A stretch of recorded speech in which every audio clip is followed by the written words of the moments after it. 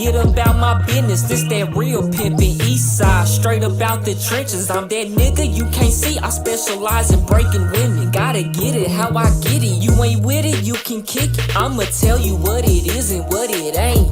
I ain't finna take you on no date, little babe. You got two options: work a job or hit the blade. What you wanna do? Either way, I'm the one that's receiving all the pay. Money management services is what I orchestrate. Watch me boss your life up once you choose up with the play. I ain't interested in sex, I strictly want the severed heads. House cat's the only thing that's sleeping inside my bed. Ain't got the time for relations, baby, I'm a businessman. Tryna see how much I can make off selling tuna cans. So we gon' get along good if you into tricking men. Just don't go against the grain if you wanna see us win, right?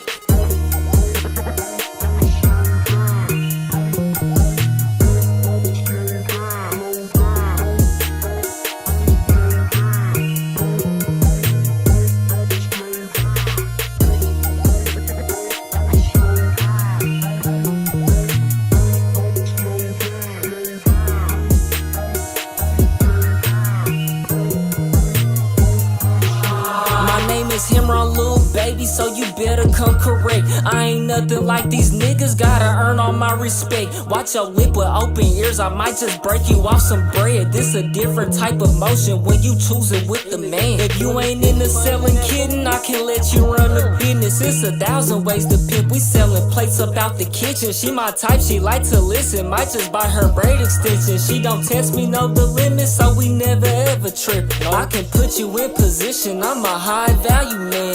Pimpin' ain't dead, it just moved to OnlyFans. Only way I'll trust a bitch if she give me all the bands. That's how I know we locked in, yeah, we forever gon' win. Who you texting on that phone, it better be about some paper. I got trust issues, baby, so don't put me in no danger. I'ma kill you and them niggas if you ever try to play me. I need that money fast, so is you gon' be my hoe, baby, huh?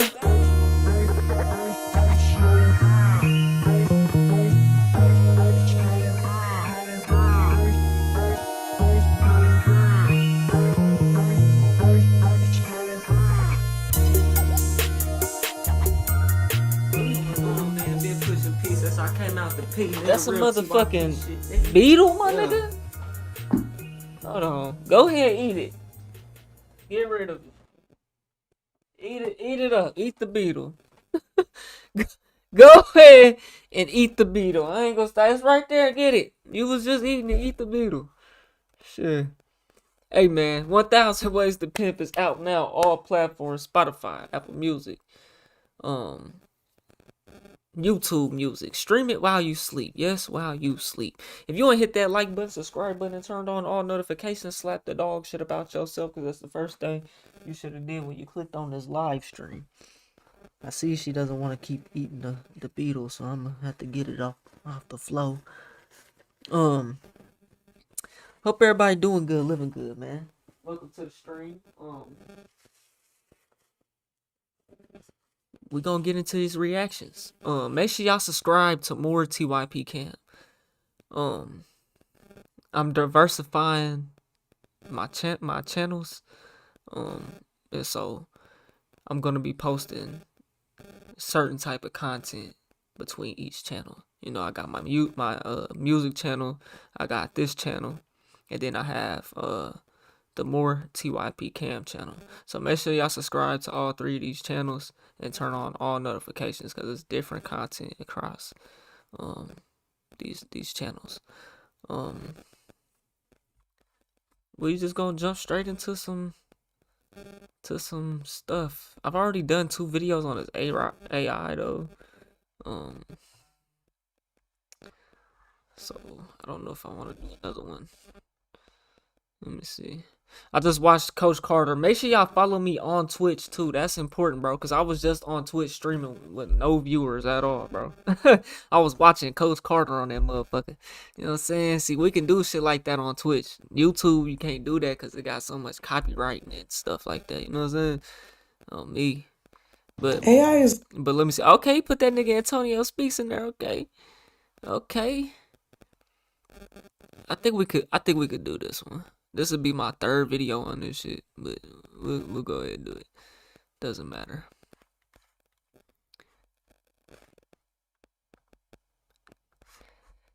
AI is causing this problem in Black America. We on the road to 100K, okay? If you ain't hit that like button, subscribe button, and turned on all notifications, slap the dog shit about yourself, because that's the first thing you should have did when you clicked on this video. Shouts out to O'Shea Duke Jackson. Let's see what it's hitting for. AI is getting a little racist. The other day, I'm on Instagram scrolling, minding my business.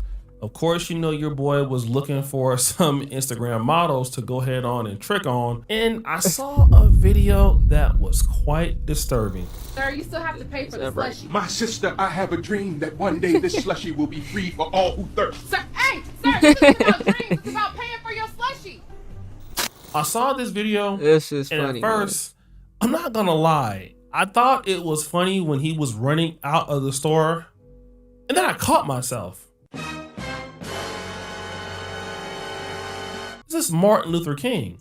This is a civil rights legend, a civil rights hero, a guy who fought for all of the wrongs that happened to Black people in the community, and now people are making him out to be a thief. And then here is something else. It looked so real. I bet most of y'all didn't even know about this. This goes for every AI, ChatGPT, Sora, of course, and many more to come. It's doing worse than it is good. Not to mention, bro, it's just taking the creativity and making everyone else lazy. This software is so good now that it can actually like produce animes and cartoon TV shows at the click of a button, bro. This is taking people's jobs away. I want to give a shout out to Antonio Talks. He did a really good video on AI called The Beginning of the End. And his video is absolutely good. It talks about the problems with AI and deep fakes and how society is going to be cooked because we don't know what's going to be real or not. And this is exactly the issue with what we've been seeing with some of these videos. I mean, you've seen like Tupac hanging out with Michael Jackson on AI. I mean, you've just been seeing all kind of crazy stuff. But what has been disturbing are the clips like this. Sir, you still need to pay for those. I have a dream that one day these will be free of charge. Today is that day. Again, that's Martin Luther King trying to steal, or stealing, and then this. One fish, two fish, red fish, blue fish, knick-knack, paddywhack, give a dog a bone, 2000, 00 party, oops, out of time, my bacon smelling fine. Now, obviously, that's Malcolm X talking some gibberish. That line actually came from the Don't Be the Menace to Society while drinking your juice in the hood. But anyways, the reality is that a lot of these AI or deep fakes are targeted towards the Black community, making fun of civil rights legends, and people are starting to take notice. My cousin called me and she was like, have you realized like the most popular AI videos going around, especially like those hyper... I told y'all on one of these videos I reacted to. We're gonna do it after this video, if I remember. Somebody in the chat make me remember, remind me. I'm gonna go look for the white version of the AI videos. You know what I'm saying? And we gonna react to that. realistic ones. I think it's from like the Google system. They're all Black people. I'm scrolling. Just imagine though, like how bad they're gonna be though. I don't know. You think they'll make anything racist? Cause like Sora, you can't type nothing in that and make it racist. It ain't gonna do that for you, bruh. See that girl eat the full piece of chicken. Like, what the? Hey. That's Every really 2 you. seconds, it's a girl in a bonnet, a girl with braids and a wig. Also, y'all know that trend where it was like, here's a picture and AI will decide what happens after. Why they pulling everybody's wig off? So we fried chicken munching, wig wearing, ain't got no hair ass, sit in the bed with no job ass, fat ass bitch. That's what's. I mean, that's literally what you're doing.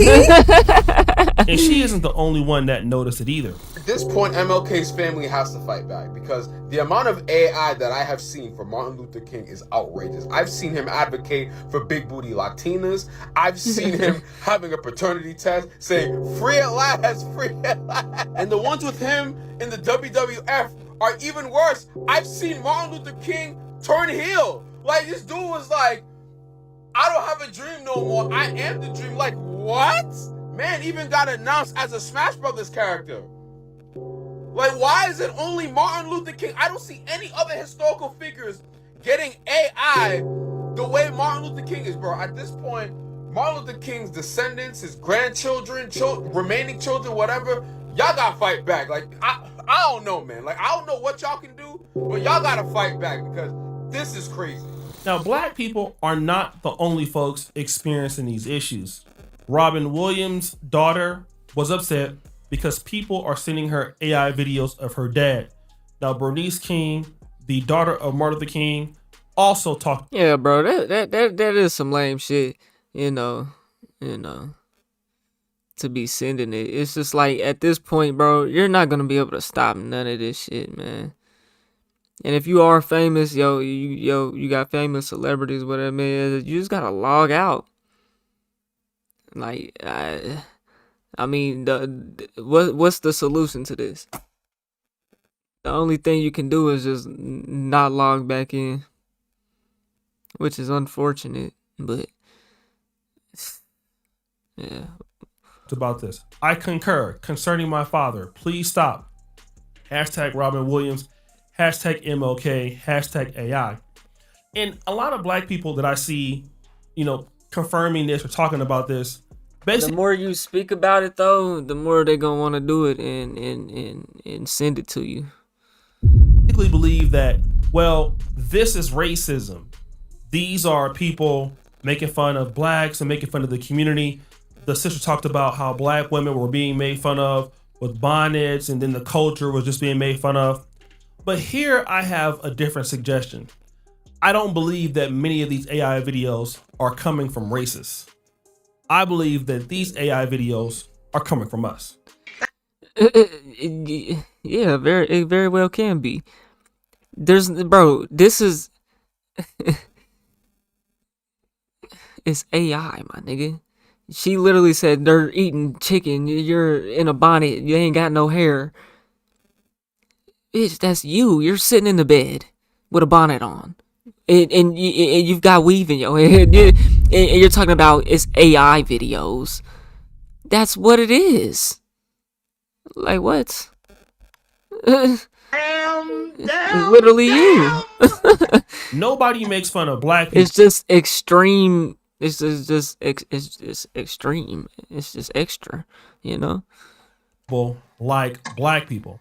And of course, you might be able to get some non-blacks doing it, but ultimately, for the people who know the community and know the culture, this is the genius of black Americans. Unfortunately, I think that most of this is coming from us. At least I don't necessarily. I wouldn't necessarily just say that though, But my thing is I'm not seeing none of these Martin Luther King shits go viral on my timeline, nigga. I guess I'm not searching for AI clips, so it's not popping up in my algorithm. I guarantee if I start searching for clips, I might start seeing shit. But ain't none of that. I probably have seen a couple AI videos that come through my algorithm here and there, but it ain't none of these Tupac's and Michael Jackson's, and it ain't all that. Like, you gotta go looking for this shit for real. Younger people, not people that's in our generation. From us, at least younger people, not people that's in our generation, because we wouldn't find this as funny, or older, but people who are in the younger generation. And why is that? The reality is that this is a trend that we've been seeing in the black community for a long time. Now, again, a lot of y'all gonna say I'm reaching, but I don't give a damn, and I don't care about your opinion. Woo! If you don't like it, unsubscribe. Woo! But the reality is that we're seeing a defiance towards black culture. We're also seeing a change in the loyalty towards black America. The reality is, the closer we get away from the civil rights movement, the less people care about it. And it's just also with common decency. Let me talk about hip hop. Back in the day, to diss people, and that really started happening, at least when I first saw it, was Tupac with the Hit 'Em Up song. Around that time, then you would have the DJ Quick versus MC8. And then, like I say, Ice Cube with the No Vaseline. That was becoming common. But dissing people and talking about dead people, like what we start seeing in drill music, that culture started to let me know something, that black people just didn't like each other as much as they used to, and the sense of community was falling off. We started to see that evidently, okay? It was evident. So now when people started to pass away, you started to see some of the rappers pick up on this. And it's not only that, when regular people started passing away, I remember when Kevin Samuel started passing away, we started seeing that typical drill style of dissing with regular people. People were saying stuff like smoking on a calf pack or whatever else. Like, just the dehumanization of Black death was starting to become commonplace. All right. And now that commonplace is with Yeah. I'm sure they've got some Charlie Kirk AI video. I think I actually seen a Charlie Kirk AI video. non-gang members in the Black community. It's not just they doing this, it's just black. Come on now. You can definitely pick and choose with what you want to see, you know? I've even seen women doing it. We've even seen it with Charlie Kirk. Now stop the show. I can understand why the hostility was there, but people lost their jobs literally for dissing people's kids and stuff like that. Now when you look at what's going on with these AI videos, disrespecting Martin Luther King, disrespecting Malcolm X, what you see here is, listen, we don't even care about our ancestors, because what they see now is a community in which they don't benefit from. Now, guys who were closer to my mom's generation, clearly we were educated on where our people came from. Most of our parents saw Jim Crow or experienced it, and our grandparents experienced it, right? Sure. We went to the Black church and know all about the Dr. Watt songs, the Dr. Watt hymns, the Guide Me, O Thy Great Jehovah's, the I Love the Lord, He Heard My Cries, the Sunday schools, the Baptist training unions. Those are things that were passed on to us from the older people who passed away. So we are still connected to that sense of community. But a lot of the younger people have never seen it. You can't be connected to something that you don't see. So you may hear about Martin Luther King or Harriet Tubman or Malcolm X, but that don't mean anything to you. You don't care about them, not as much as, let's say, I did, or my mama did, or, you know, somebody that was in the millennial group did. So what's happening is that these younger people are not committed to Black culture. You could even see the difference in some of the younger folks in dating. The difference is this.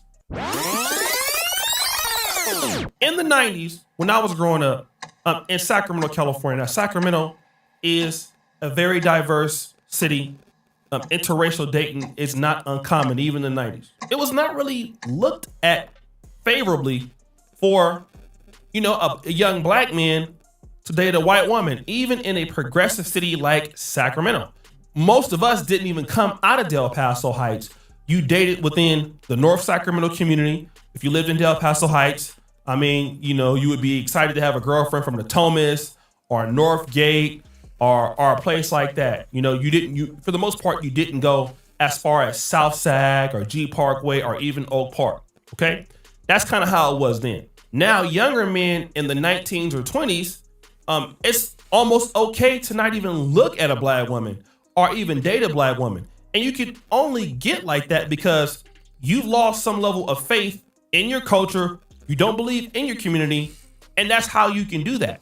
And so the younger generation, they look at Black America much differently than we did.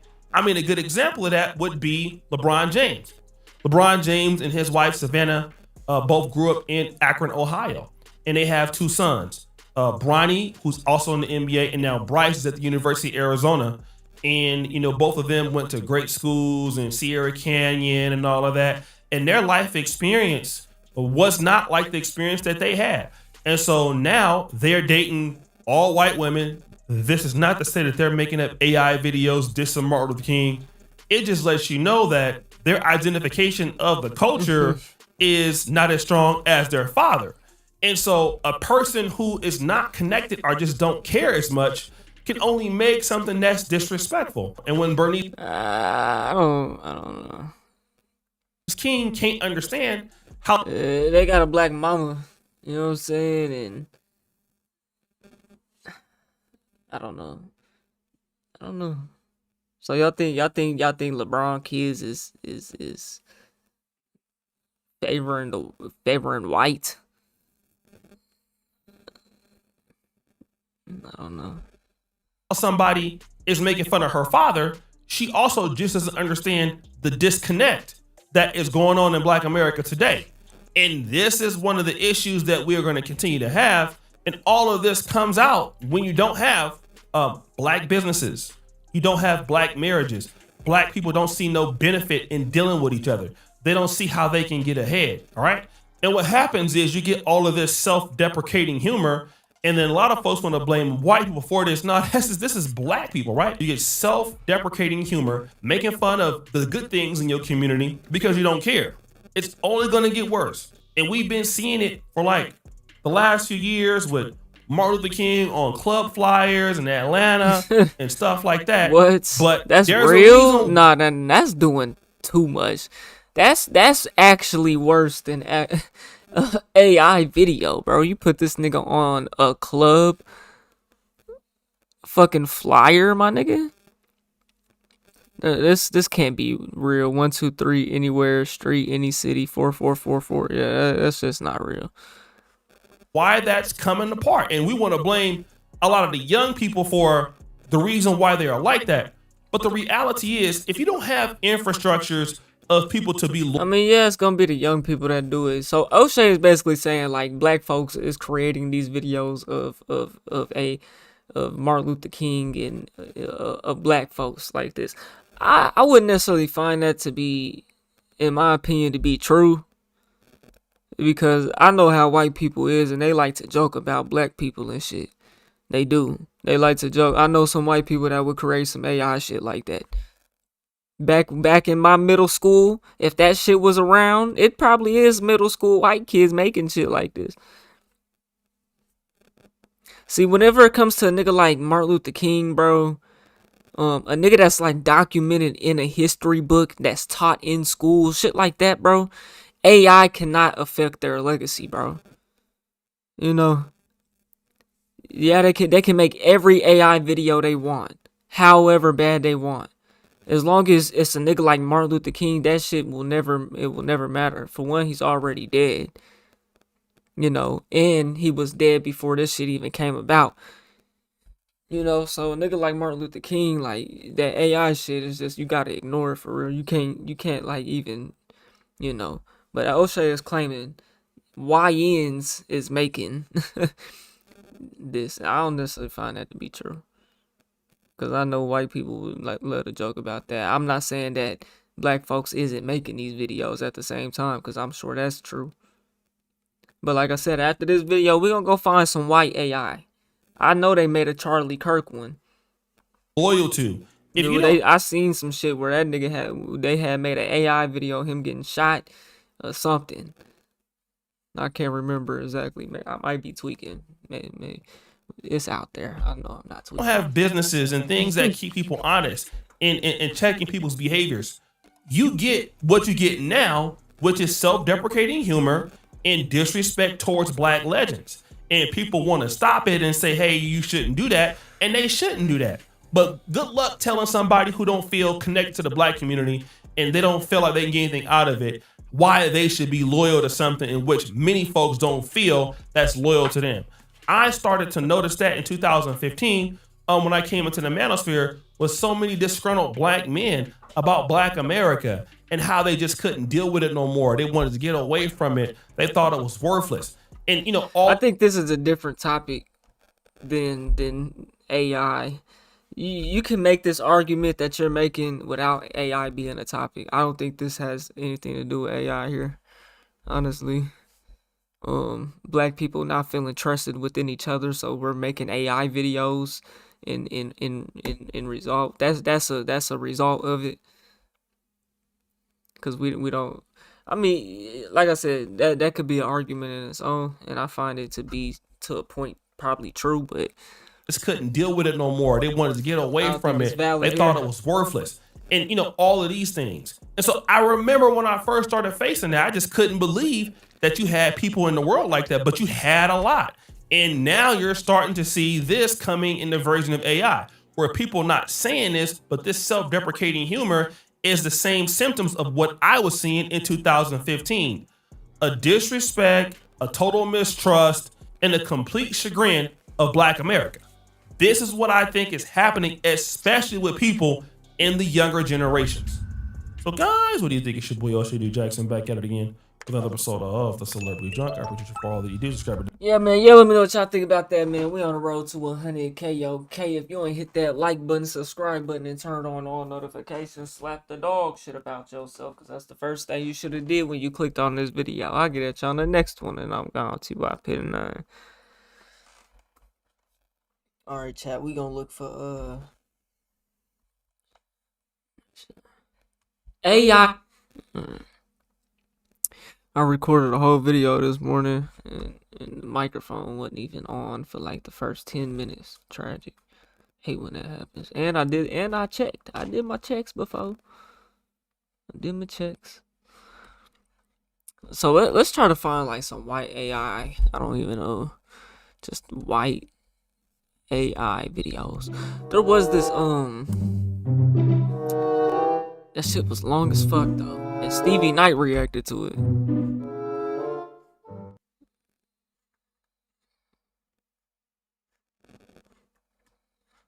Okay, I type in white AI and I see black AI. Michael Jackson, MLK, Will Smith.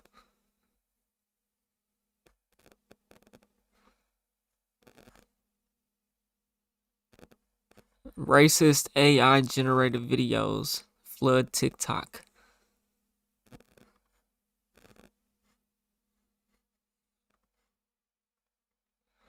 You can tell this is AI because he is cooperating. Don't make me run from you. Don't make me tase you. Wow. If I'm being honest, when I saw your name, I almost skipped the resume. Thought it was one of those diversity hires. Talks like he's trying to be one of us, dresses like he's trying to scare us. No wonder nobody takes you seriously. What? Definitely not dressing Hey, like Spider-Man, you got any spare change? How about you get a job, you nit? Hey, you got any chicken and watermelon, boy? Bro, what?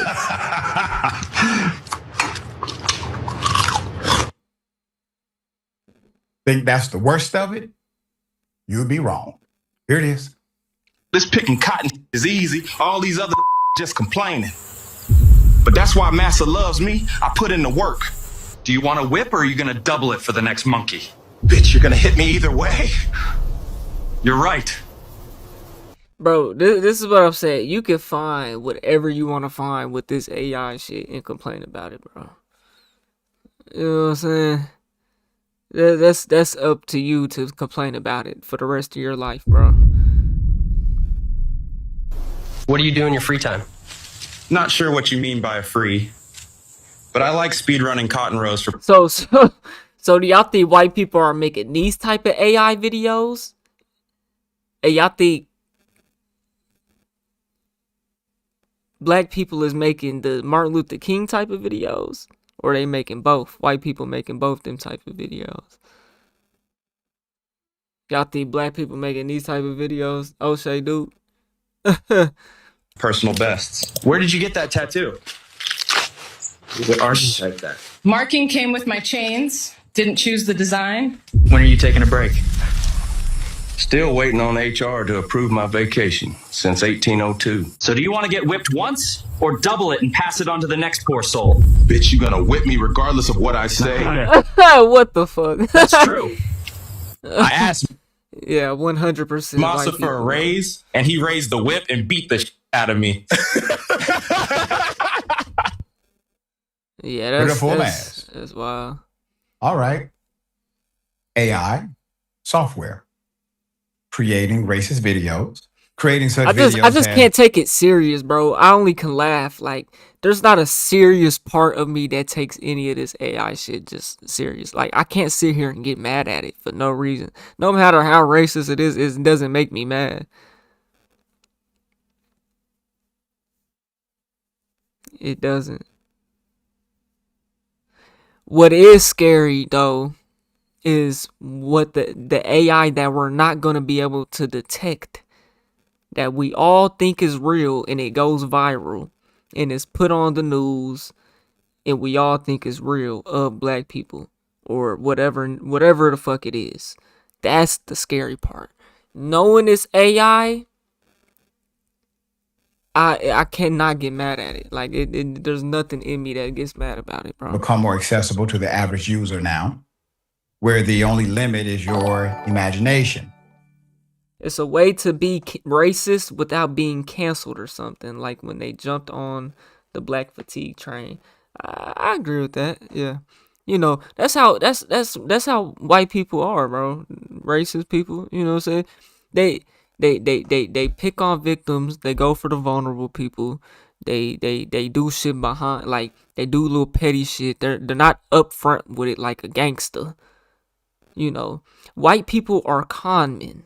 You know what I'm saying? Just how I went to that car shop the other day and they tried to charge me $2,000 to fix something, and I got another quote for $700. They're fucking con men. Black people, you know, they'll rob you. They'll run up on you. You know what I'm saying? With a gun, whatever. Take what you got from you. White people, they come in the suit and tie. I learned this shit from Papa Duck. Shouts out to Papa Duck. They come in the suit and tie. See, the black person, they gonna run away. The robber, they gonna run away. The con man, he gonna walk away.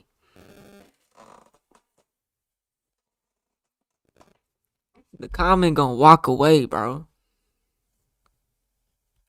You ain't even know what you got hit with.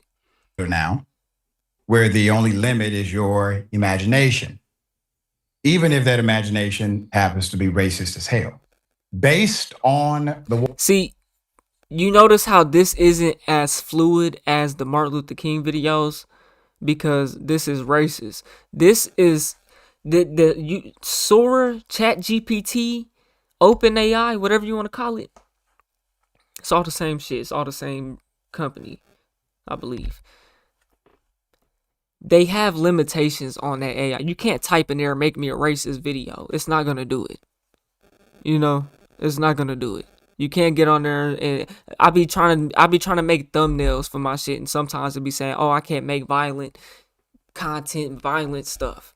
It's not gonna do it. This type of AI shit that they make it with this is somebody who's got a software that know what the fuck they doing. And they real racist with it. Yeah, they is. But they gonna hide behind that screen. They ain't never gonna show their face. And that's why I use the term fake racist with these white people. Because in your face, they will never show how racist they truly are. It's the way they do things in ways to get over on you. They're con men. They're con men. It's no different. The difference is how they get away. But they play the same games. They thieves just like the next person, the next race. They crooked just like the next. You know what I'm saying? Even if that imagination happens to be racist as hell. Based on the watermark of some of these clips, the software used to create this. And at least the whoever made this monkey video, right, the gorilla video, they done it right, because they called him, they said Chicken and Good Boy or something like that. Like the gorilla said that. So like, you know, they talk about evolution and this, that, and the third. They say people came from apes. You know, that look like the white person came from the ape. And then, you know, whoever they show on the evolution is the white person coming from the ape. So it's like, you know, they done accurate there. They always trying to call black people gorillas, but y'all the monkeys for real. Y'all the real monkeys. Even if that imagination happens to be racist as hell. Based on the watermark of some of these clips, the software used to create this VO, I heard of VO. 3 AI, an app developed. Okay, so VO will let you do that, huh? You gotta really pay money for that too, bro. Google, they be charging. Where users can write a prompt and the software would generate realistic imagery. is one of many tools used to achieve such videos. All right, so, we're in the land of make-believe again, and typically individuals have the right to freedom of speech. This is a free speech dynamic, as tasteless as it may be. And we had a debate not too long ago on Indisputable about Section 230 and how platforming such racist comment or commentary should be restricted or refereed in a more, well, let's just say, honorable fashion on social media platforms when publishing such content. All right, dear brother, you are in this arena yourself because of the comedic dynamics that are allegedly associated with some of this kind of stuff. And yeah, it definitely has some extreme context, but what say you? What I say is racists are always so clever. Why are they always ahead of the trend? They will get on anything and get to anywhere just to be racist. We have AI technology. This could help save humanity. And what's the first thing that they do is go out and make racist content. How did they get so good at programming in the first place? Let's talk about that. They should be giving classes. That was some great AI technology use. But Those are gatekeepers. They would never teach classes on how they build AI softwares and, come on now. That's why they're rich. And as often for the wrong thing. Honestly, you know why we don't have aliens on this planet yet? Why? Is because to the rest of the universe, Earth is the ghetto. Aliens lock their spaceships when they fly by. We are exactly what they depict in those videos, which are despicable. That's an insane fucking take. Horrible videos. That nigga said, bro, we can't go there and they can't come here, bro. It's that simple, bro. It's not meant to be. The fact that people are doing them shows you how bad it is. Niggas have never been to the moon. Niggas have never been out of this motherfucking shit, man. Tell y'all niggas. Cause why niggas ain't went back? Niggas out here skydiving from Red Bull skydiving from damn near outer space. I know y'all seen that before. Y'all ain't never seen that? Let me show y'all. Yeah, they broke up. Yeah, they broke up in a beach. Yeah. Outer space jump. Niggas is jumping from outer space, but we can't go to goddamn Mars. We can't go to the moon no more. Look at this shit. I might get copyrighted for this. What's the shortest clip?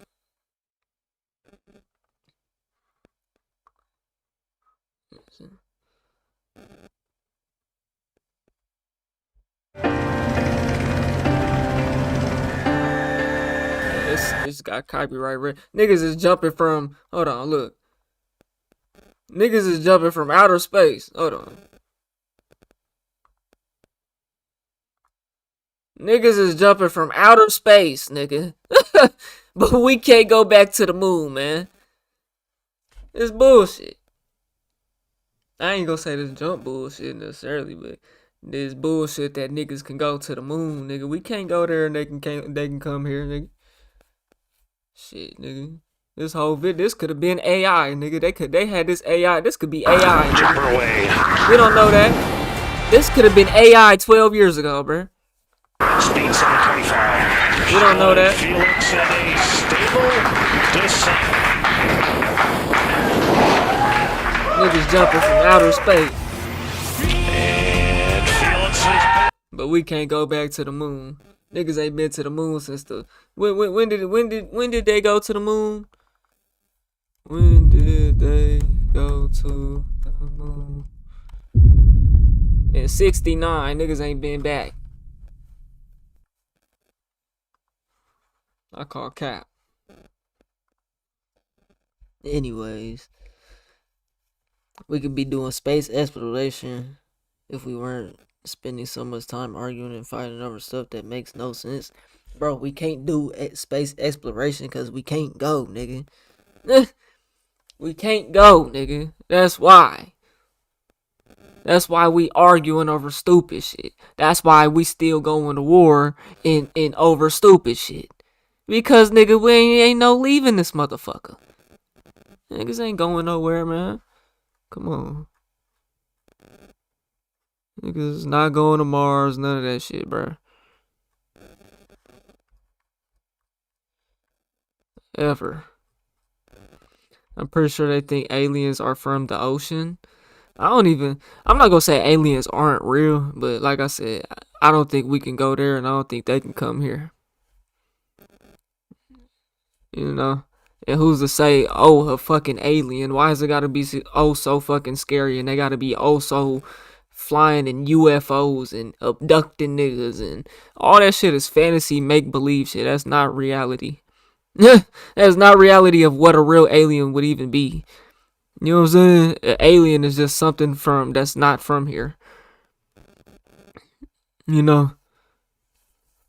Like, if we went to the moon, we would be an alien to the moon. If we went to Mars, we would be an alien to Mars. You know what I'm saying? Like, we ain't going nowhere, bro. And they ain't coming here. Ain't no aliens finna take over the fucking world. Shit, that shit ain't happening. Tell y'all niggas, man. Look, this shit fake as fuck. Look at this. This is fake as hell. Yeah, they calling it fake. So fake. That's beyond cap. Anyways, we gonna move on. Oh yeah, we was looking at white AI shit. That was a decent video, I guess. Not really though. We trying to find like videos of white, like Donald Trump. Who's a fucking Hitler? Hitler AI. Let's see. Hitler AI Sora. Sora 2 AI videos. Adolf Hitler edition.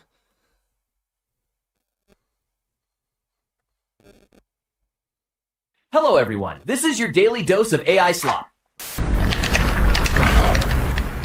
Eva, bring me some juice, yeah? I need my hands free. This is outrageous! The Sten wasn't even in service that year! Sir, it's a video game, it's meant to be fun. Can you Fun? Live propaganda? You expect me to pay $60 for this? Hey, sir, Rubbish! please. Break it! I mean, I guess like Hitler isn't a goddamn a fucking Dr. King, but What the hell? Have you seen this? Is that Stem? What do we even do now? You don't talk to me like that, man! Shut up! Hey, sit down! Get your hands on me! Michael Howard. Jackson. Stop it! Security! Dance! Let's dance! I'll crush you! Break it up! Break it up! Juice! I cannot believe what I'm seeing right now. The entire arena on its feet. But listen to this reaction. Look, boo's raining down, and I don't blame them. This is the most controversial entrance we've ever. They're nose-to-nose tension, thick as steel cables. Tupac with the right hand. Hitler answers back with an uppercut. Into the corner. Tupac turns it around. Big impact. Spinning back fist. Hitler. You're back. You're under arrest for political radicalization and inciting violence. This is outrageous! You have no authority over me! I am the voice of the people! Sir, stop resisting. Cuff secure. Dispatch 142. You never listen, Adolf. Not once. I listen now. Eva, halt. We can speak of this inside. Inside, so you can shout me down again. I'm done. Please, don't go. I need you. I can't do this Then without learn to you. be human, not a... Eva. Look at you! Look at you! And you out your damn mind. stick looking dude, hair all slick like a pigeon! You ain't saying Nah, shut it! Shut it, mustache boy! Peanut mustache! You think you a big man? You ain't big. Take your time. We're listening. All my life I've hidden a piece of myself. Tonight, I just can't do that anymore. So what are you telling us, Adolf? I'm gay, and I am proud. You ruined everything! You don't tell me about ruin. You don't tell me. Look at you. I will tell you, and I'll keep telling you, gentlemen, because you can't handle it. Come on. Ah, man, we do this every time. is that Osama bin Laden, bro? What the fuck? Osama bin Laden, bro. Hold on. Sora 2 AI videos are getting out of control.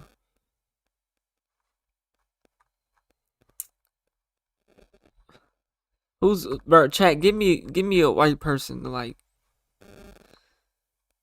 Who's a good one? I don't know.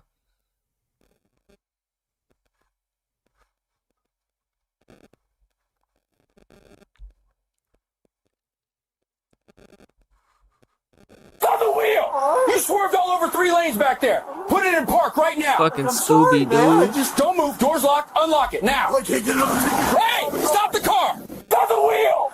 You blew past that crash like it was nothing. Put it in park now! Easy there, Chief. We're cooperating. Doors locked. Unlock it right now. That's not happening. Told you cops hate me. Guys on the wheel! You cut off 3 cars and nearly caused a pileup. Put it in park right now. Sir, I'm... Doors locked. Unlock it now. I can't get another ticket. Don't do it. Stop the car. Both suspect just fled south down to the... Puppies where I can see them. You nearly caused a pileup back there. there. It's a fucking Dismount right ET. now. Sir, we didn't mean any harm. Don't talk. Hand me the reins. Off the horse. You must away. Unit 12. Rider just. Do a kickflip. You know what's crazy is cats and dogs actually be riding skateboarders though. They actually be doing shit like this though. Stephen Hawking's paradox coming in hot. Drum up to speed, makes contact. Sparks everywhere. Drive forward, full power. Grindstone trying to angle it, but Is this? I think I've seen that dude in that wheelchair before, bro. What? That's disrespectful. trying to angle it. President. They kept that nigga in a robot fighting. That's fucking crazy. Ain't this nigga like? Ain't he like a smart dude or something? Who's this dude in this wheelchair, bro? I know I think I've seen this before.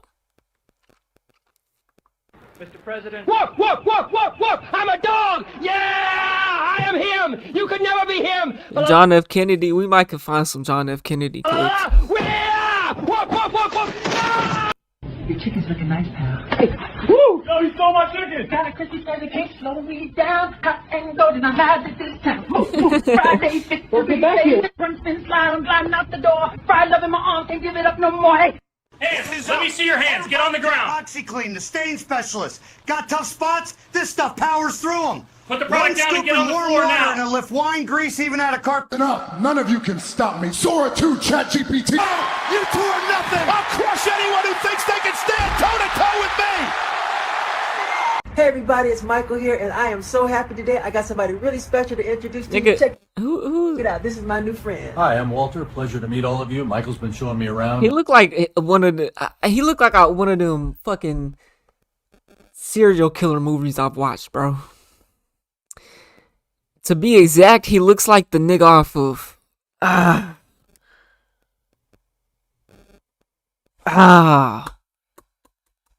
don't know the name because I only watched it that one time, but. Oh, is it the Clovich? Yeah, I want to say the Clovich, bro. He looked like the Clovich nigga, bro. He looked like the Clovich nigga, man.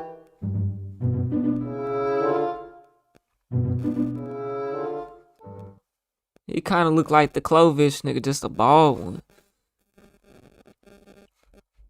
I guess maybe that's not what I'm thinking of. He kind of looked like that though.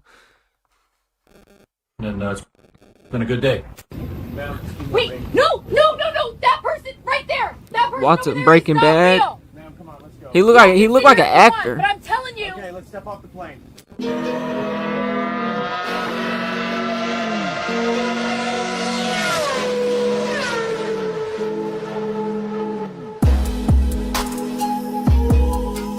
That's got copyright. Unless No. we're talking about the Epstein files. Release that shit.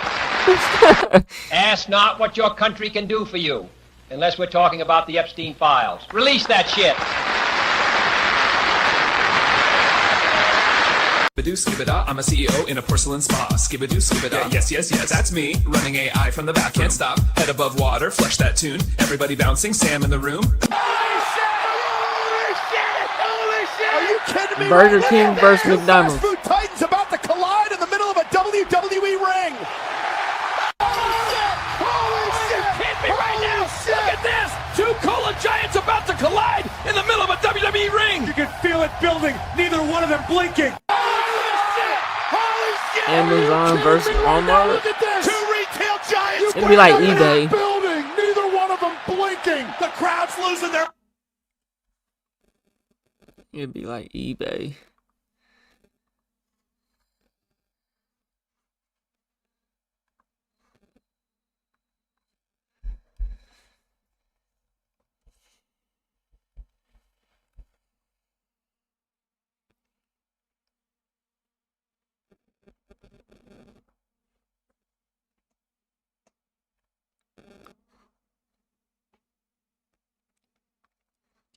So, okay. Sora 2 AI videos you can't unsee were actually cooked. In the case of little Isaac, Stephen, you are not the father. Oh. I am out of here. Wait, Stephen? This is the same nigga in that wheelchair, bro. He's running off the. Hawking rolling in, run two. Look at the spade building on that chair. He's locked in. Oh, that's his name. That's Stephen Hawking. He loads it, can't find the land. What the fuck? Is he still alive? No way. He's still on. I calculate an 8% chance of survival. I got that nigga on a bull. Oh, he's off. Nah, the wheelchair is diabolical, bro. I ain't gonna lie. That burger looks tasty as fuck. Hey, give back the burger.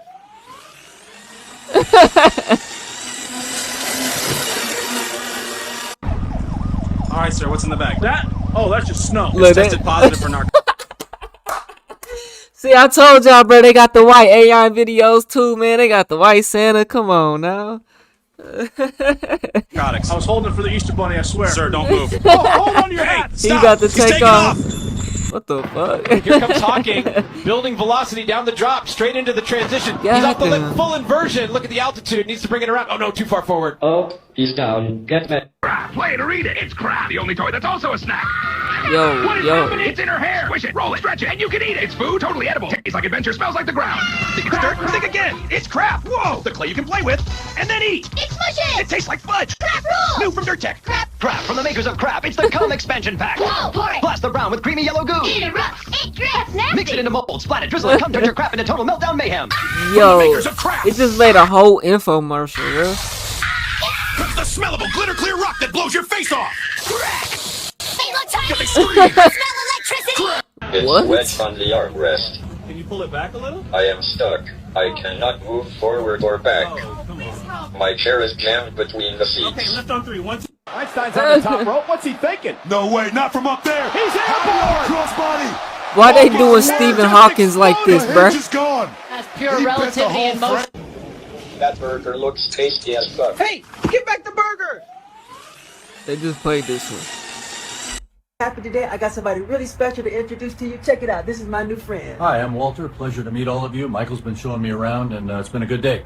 Okay, Morty, check it out. I'm about Yeah, to he blow what's an left of your actor or impressionable something. little mind. 3D, Gaussian, splatting. Instead of grinding through a neural field or meshing every polygon like a sucker, we toss the scene into a cloud of tiny light-soaked ellipsoids. The GPU just spring. The arena is holding its breath. Stephen Hawking rolling up to the edge of history He's on the committed. 10-meter Look at the platform. control in that into chair as the he tips dive. forward. Perfect rotation. Look, that makeup video going around? It's That's not me. crazy. Bro, it looks exactly like you. It's got your beard and everything. You even blink the same way. This is AI. Somebody ran my face through an app or something. Look at the hands and the lighting. None of that is my room. See the thumb?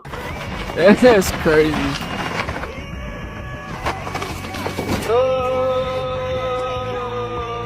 How can Sora making that? They allowing that? No way. He's lifting him straight out of the chair.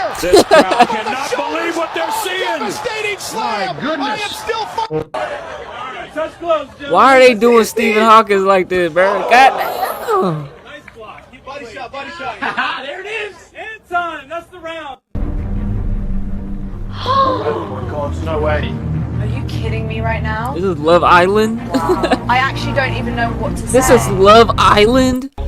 Yo. This beauty is a saltwater crocodile. Magnificent and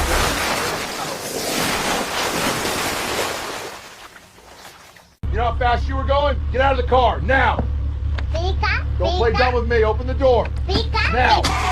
Damn it, stop the car! Welcome to the world. You're the smallest one in your family. What would you like to say? Send me back. I heard my parents are poor. Press to handstand mount, split leap right to layout, step out, so smooth. Damn, bit She's with a right on top of broken the beam, ankle. full turn, no waiver, side aerial into a front tuck, great connection, setting up for the dismount. Last That tumbling bitch sucked. pass, round off back handspring, another back handspring, big double layout, full stuck it.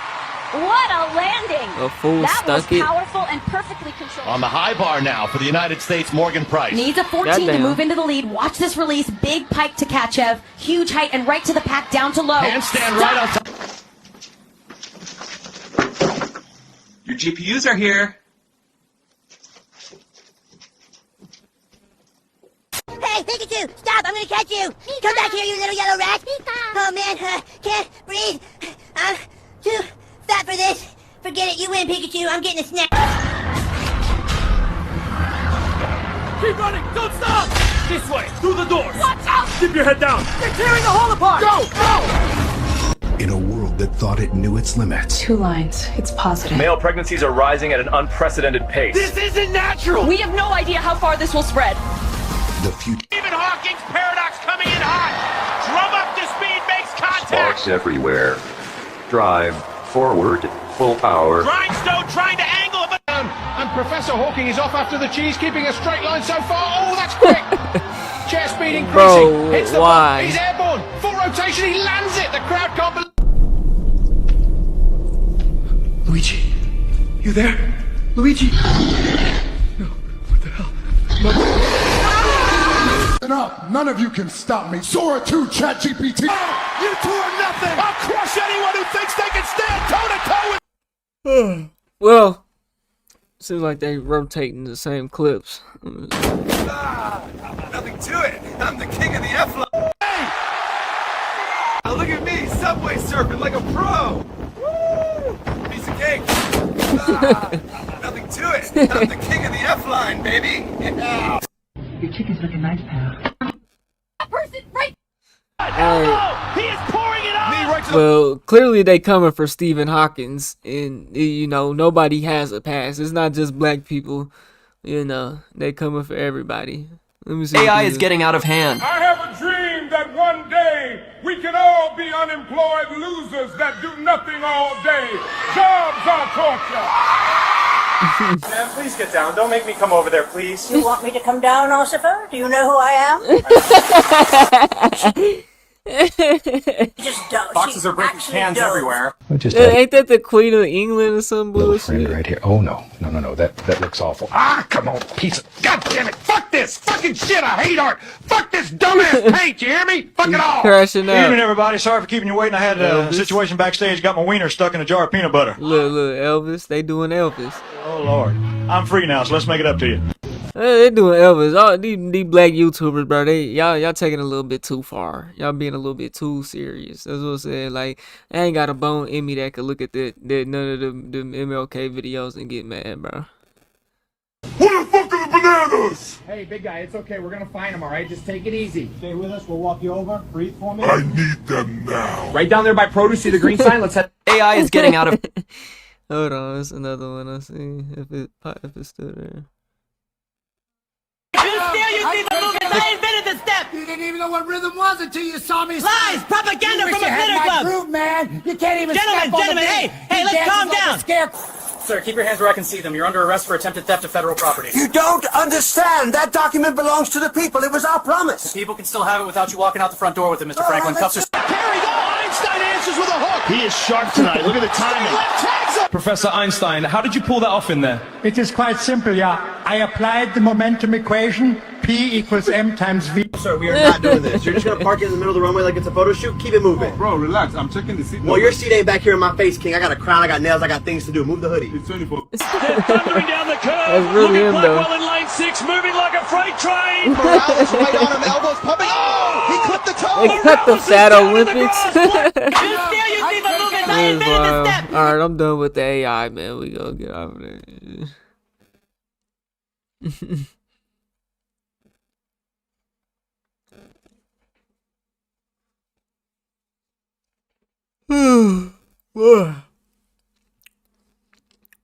Nigga tired.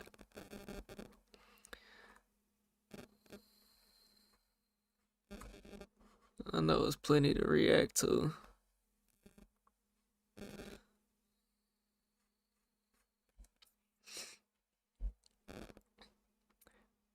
Where?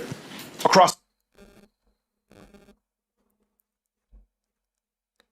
See, this shit long as fuck.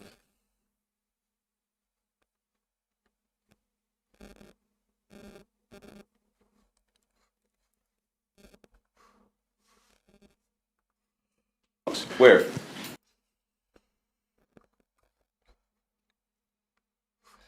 Steven Crowder, black fatigue is real, and I told them why. Black and white on the gray issues.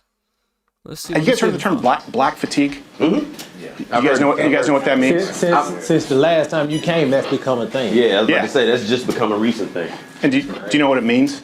I'm not sure. I'm gonna ask. Well, let's see what it means. It's white people are 12 times as likely to be killed by a black person than the other way around. I'm just going to shoot you straight. It's not even close. Where? he's oh boy. So he's saying, oh boy, 12 times more likely to be killed by a black person. Who's 12 times more likely to shoot up a school though? And what them victims being though? What type of school it is predominantly, huh? 12 times as likely to be killed by a black person than the other way around. I'm just going to shoot you straight. It's not even close. Where? Across the country. Ain't nobody coming after you. You know what I'm saying? Like nobody. And I've seen plenty of other creators come with the statistic that show that that's not true, and that you know, black people mainly commit crimes within each other, you know, not so much to other people, you know. Tripping on you and but these people in just as scared as the other folks. That they are if they get on a bus. Not necessarily. They are if they get on a train. That lady wasn't in danger because that man was black. That lady was in danger because that man was crazy. Nope. Whenever we want to ask for equality and fairness, So this white man is claiming because he's black. Oh my God, no, yeah, I agree. Dude was definitely crazy. It had nothing to do with because she was white and he was black. He did say, "I got the white girl," though, you know. But that's not true. That's just not true for black people, bro. Man was black. That lady was in danger because that man was crazy. Nope. Whenever we want to ask for equality and fairness, it's a problem. So white America. So it spends several $1 trillion. When is it enough? Where's the bird? No. Where's the bird? You're not stopping white America from doing anything. You know what? The bird just burned down $4 billion worth of cities and 60,000 assaults. No. There's 3 times to 4 times as much homework than the black kid, and the white kid does 2 to 3. Why? Because it's culturally, it's conditioned. Exactly. So why is it better parenting from Asians and white parents? Why? You said what? Well, we're having real talk. Why do young black men fight in packs? So a couple of years ago when I started... So it's like they're playing victim to black people.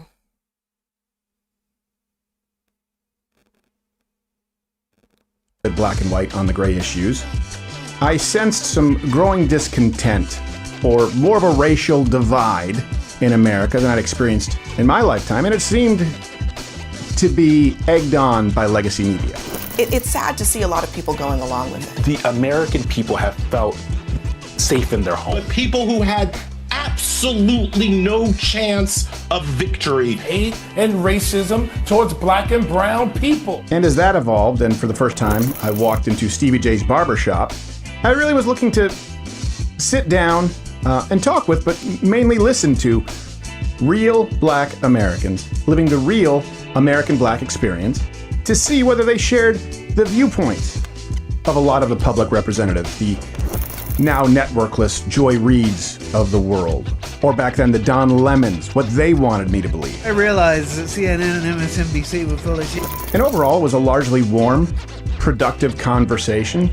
I think served its purpose. You can go check out that video to see what it was like. Fast forward to now, and not only have things not really improved. Oh, because the white people started it, huh? Swung first. Man, get the fuck out of here, bro. I'm not. Oh my goodness, this dude worse than Charlie Kirk. And according to many Americans, they're markedly worse. And if listening is important, I noticed that a lot of white Americans felt pushed to a point that they weren't even... So this man is pushing the whole anti-black thing on his channel. ...fully comfortable expressing. But for the most part, when they did, their communication was pretty restrained. Then it was dialed up to near boiling point with the recent cold-blooded murder of Irina Zarutska. The unthinkable happens. You see Brown pull out what officials say was a pocket knife. He unfolds it, then stands up behind Zarutska. What we aren't showing you is the moment where Brown then stabs Zarutska several times and walks away. And that murder taking place You at know the what's crazy? This same type of incident happened in Tulsa, where a white man done it. So they never released the victim, or they never released the footage, and then they never released the identity of the victim either. So we don't know if the person was white or black. Same type of incident happened in Tulsa. I reacted to the video. They ain't gonna talk about that though. They gonna make it a race thing. hands of a black man who was arrested at least 14 times and released largely in the name of racial justice, spurred a reaction from white Americans that frankly is unsurprising. And truth be told, for young white Americans is understandable, and it would be doing America no favors to completely ignore the discontent of young white Americans who, if you listen to them, definitely will make the case that they have been vilified and asked to foot the bill for original sin or crimes that they've never committed. They owe each of us $300K. So I don't care how they get the money. That's not my problem. I just want my money. A debt is owed. You owe a debt. You have to pay it. And if you marginalize that entire segment, that voice of the country, that will lead to quote-unquote radicalization. And if this country wants to avoid that, or at the very least, as we've done in the past, country Kirk, white wants to avoid that, or at the very least, as we radicalization. White supremacist dead at 31. Charlie Kirk. So this man is proving the black fatigue stereotype. And if this country wants to avoid that, there's real racial tension right now going on, at least on the internet, bro. You know what I'm saying? This shit has 1 million views, 1.4 in 3 days, and all these comments is white people. or Crazy, coach. at the very least, as we've done in the past, understand that there needs to be a major course correction in the approach to communication. That needs to go both ways. And that's why this time, I didn't visit the barbershop merely to listen, but to communicate a very real set of grievances that could bubble into massive consequences. This one goes a little bit of a different direction compared Bro, to last what about the white accountability though that got black people in this position to where you even view black people this way though? Where's that accountability at though? You know what I'm saying? That got you got to take accountability for history, bro, because that's what eventually shaped today. You know what I'm saying? This is Black and White on The Gray Issue.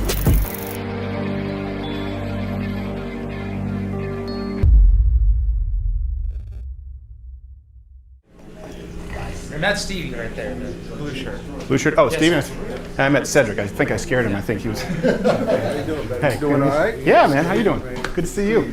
I need it. You guys all have your beards nice and right. I've never learned how to do this shit. It's because people come here. Yeah. Oh, I see what it is. It's a power move. You have me sitting lower. Yeah, so we can all look down on you.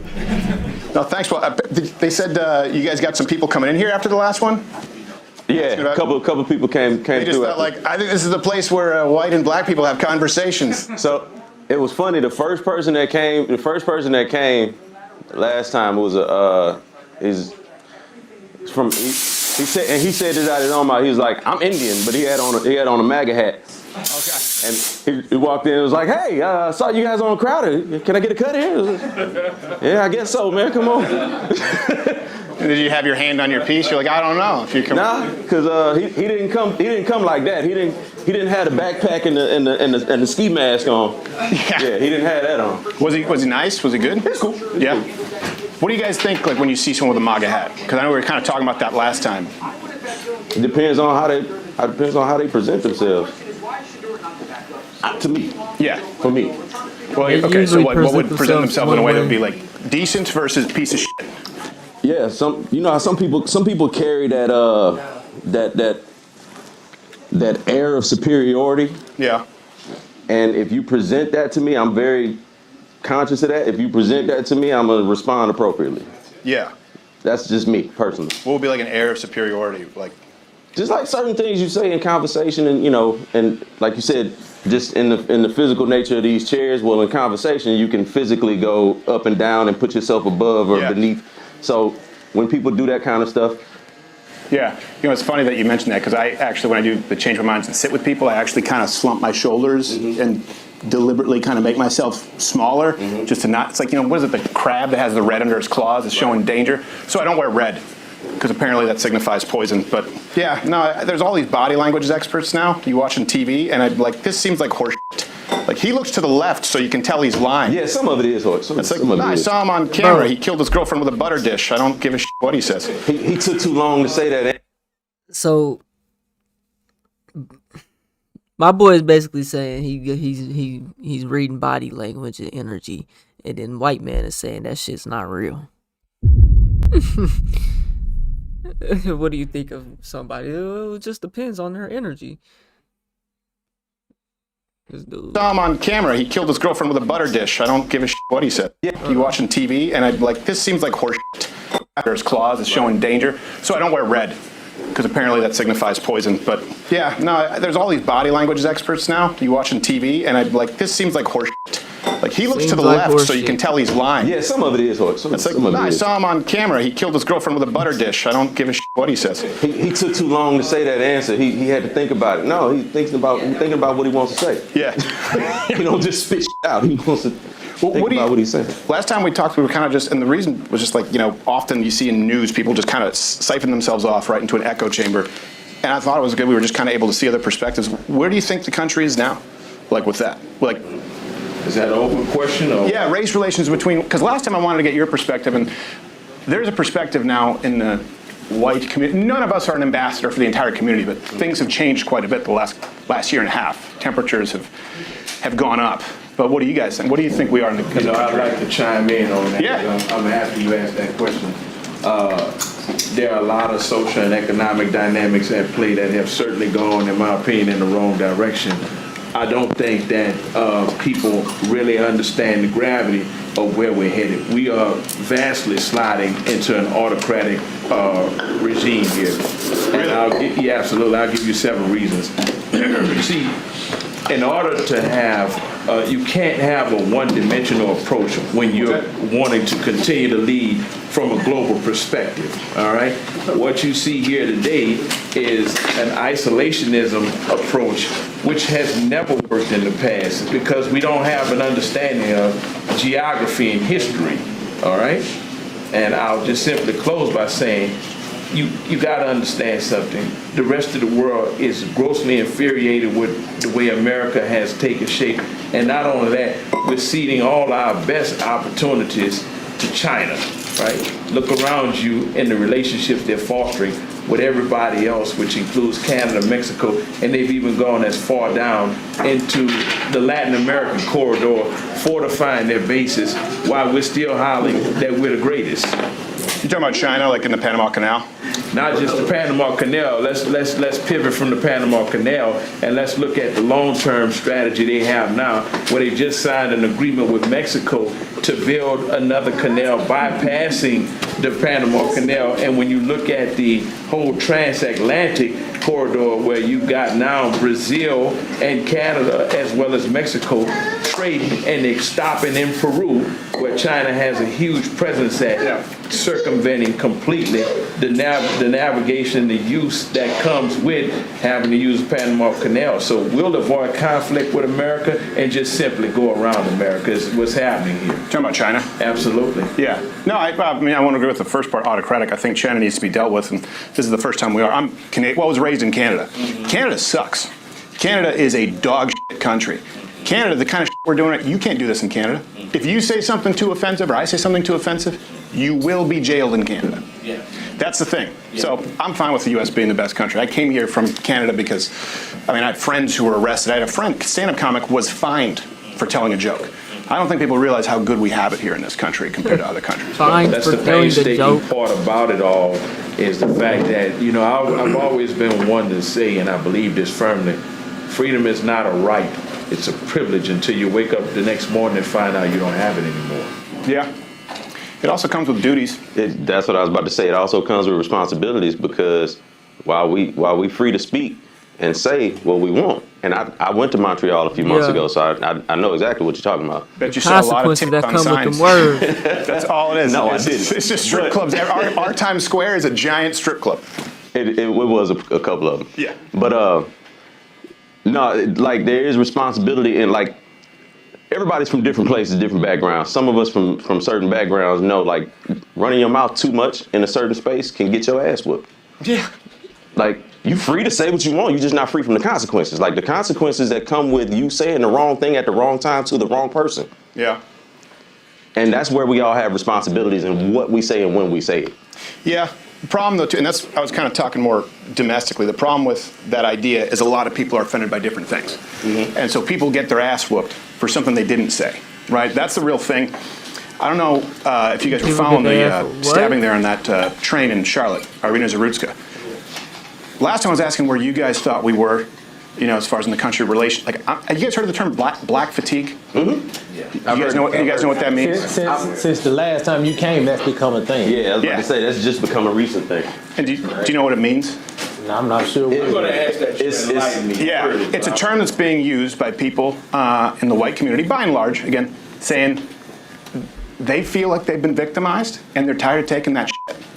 You know, that was a girl who was dying alone in public. And that was a guy who was let out 14 times. 14 times, including violent crimes in the name of racial. Hold on. We at 12:32. Let me back up some. So as a lot of people are offended by different things. Mm-hmm. And so this can get your ass whooped. Yeah. Like you free to say what you want, you're just not free from the consequences. Like the consequences that come with you saying the wrong thing at the wrong time to the wrong person. Yeah. And that's where we went from freedom of speech turning into. We all have responsibilities in what we say and when we say it. Yeah. The problem the times. 14 times, including violent crimes in the name of racial justice, right? He didn't have to post bail.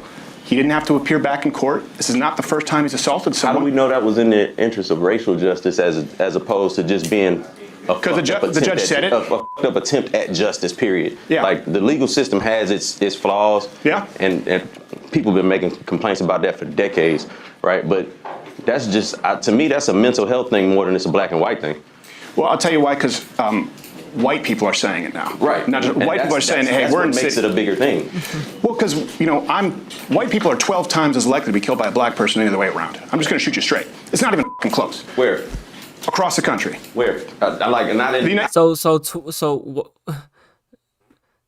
white people are more likely to get killed by a black person than a black person be killed by a white person. That's what he said. And so this is where the term black fatigue is coming from. My problem with the term black fatigue is, bro, that's not what it means, man. Black fatigue means to originally be tired of white people. And black people are tired of white people. The systemic oppression and racism and whatnot. And y'all taking this term, and so now y'all want to say this is how black people are. Black people are attacking white people and making them victims. And what did y'all do to black people throughout all of history, though? On a large, massive scale. And at the end of it all black people did was ask for equality and are still asking for equality, though. So that doesn't justify the actions, but man, y'all show is crying like a little bitch right now. Let's just keep it G, man. That stuff on that train is not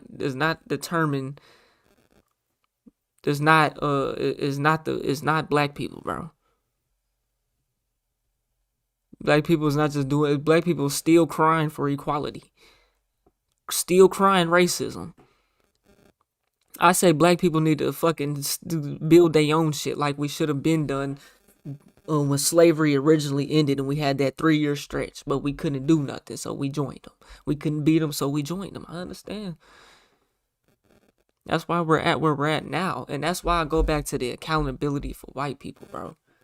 Because the government wants us to be equal. They want us to be equal, man.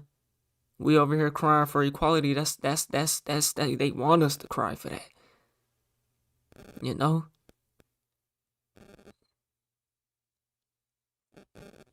The United States. I mean, we're not talking about Ghana. And like, yeah. What I'm saying is, in white communities or in quote unquote so-called white communities across the country, the rate is a black man or person, because most murder is men. There are very few female murders.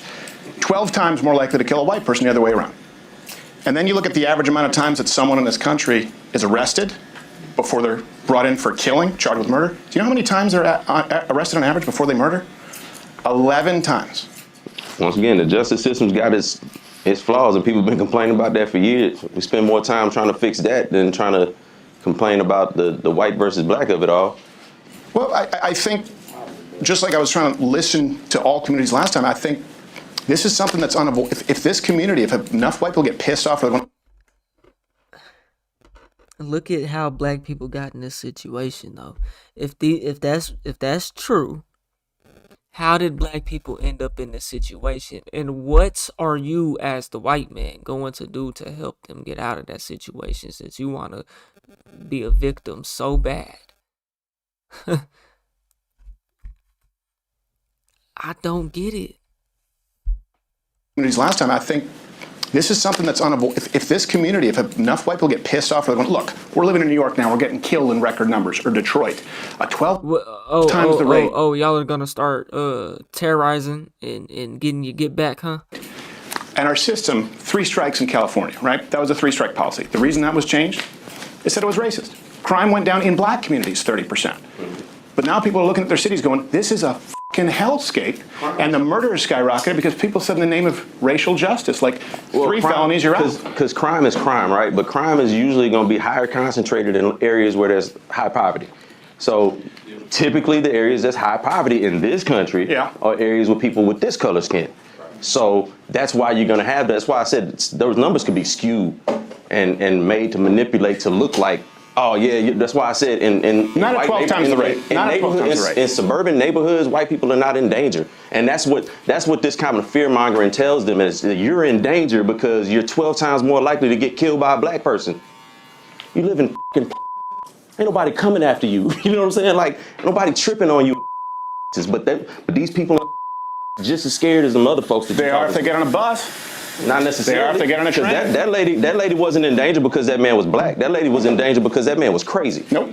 That man was mentally insane. But why was he back in family members? He had his own family members call the hospital to try to get him committed. He told his sister he killed that woman because he thought she was trying to read his mind. Yep. Why was he let out, though? And I'm not saying it's because he's black. Yeah, I'm saying people look at it, though. The judge said. And he said, yeah, so he agreed. Black fatigue. He's insane, right? We agree. That's not a black and white issue. He was deemed not fit to stand trial, right? Right. Now should have been institutionalized. Right. The IOU policy, meaning you don't have to pay bail. You don't even have to stay here until you're actually convicted. You just say you'll come back. Right, which is messed up. Yeah, the judge, Teresa Stokes, black woman, said, well, this is about racial justice. We need to be softer on crime. So that's her reasoning. That's why he was out. And you can find dozens of examples. That's her misguided reasoning. And that's policy. But that's systemic, though, right? That's not representative of a whole. It's not. It's not. No, and look, we always have to say not all. Right. Like, not all white people wear MAGA hats and are dumbass pieces of racist shit. But we have all been accused of racism, sexism, misogyny, homophobia. What I'm saying is black fatigue is white people going, you know what? I know I'm not racist. And I know that we're dealing with record crime, and I know that I'm more at risk. And they have negative interactions, and they're constantly told that they're not allowed to voice their fucking opinion because they're white. And if those people get pissed off, like that's where we actually could end up with some kind of, I'm telling you, I see this brewing. I see people who were milquetoast white suburban who are becoming actually racist. Now, not all of them, but I've seen people actually become racist. They're becoming racist because of what they see. Because they get mugged, their store gets looted, and nothing gets done. They're going, and if I say something, it's turned into a race thing. I'm telling you what, that's where it's coming from. At what point do we have a talk and go like, okay, let's reform justice, but we have to be honest as to why it was reformed in the first place. So white people enslave you.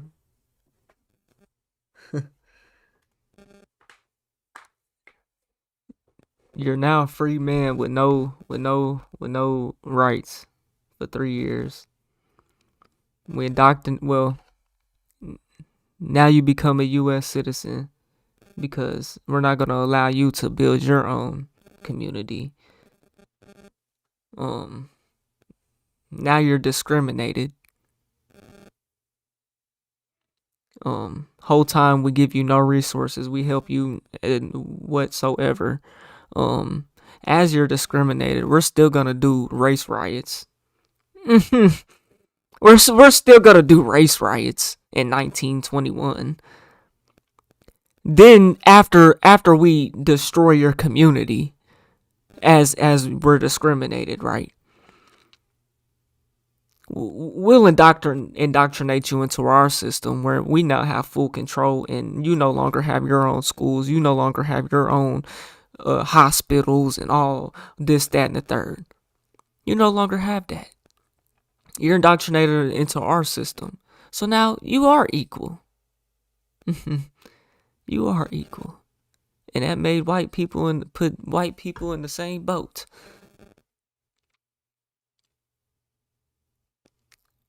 So whole time you get no help, right? You get to go to our schools now. Whole time you get no resources. You're still out here struggling though. It's not like, oh, we're equal and we get the same. We're just doing so much better in life now. No, that's not what happened. That's not what happened at all. And you got to think, when did segregation end? Like 1960, 50? Come on now. That's not even 100 years, bro.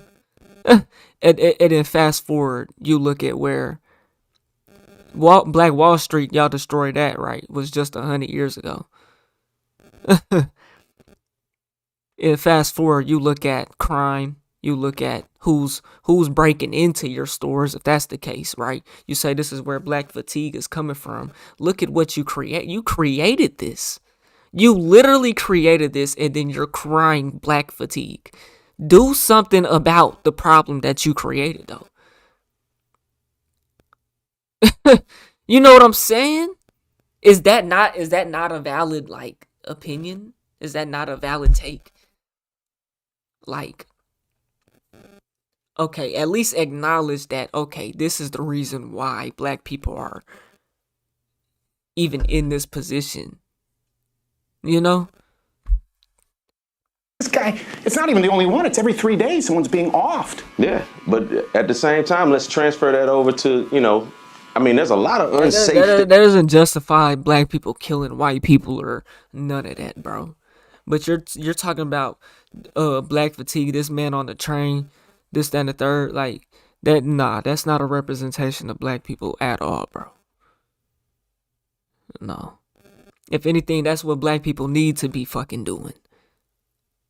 And look at y'all crying. And look, if niggas ever did y'all how y'all did look at y'all crying black fatigue, bro.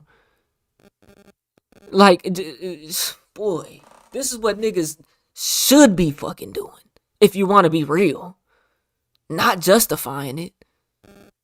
But you want to be honest. We got all this black on black crime out here. All these rappers smoking dead niggas, and this what niggas ought to be doing. If anything, instead of killing each other.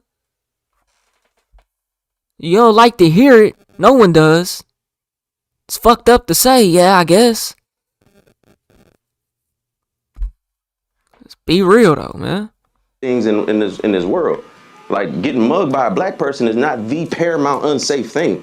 There's school shootings, there's road rage, there's all of that shit. Yep. And the primary people that commit a lot of those are people who don't have this skin. No. So if switch it over, if black people say, well, we getting fed up and we tired of all these school shootings and all of these road rage and all that. Who do we say something to?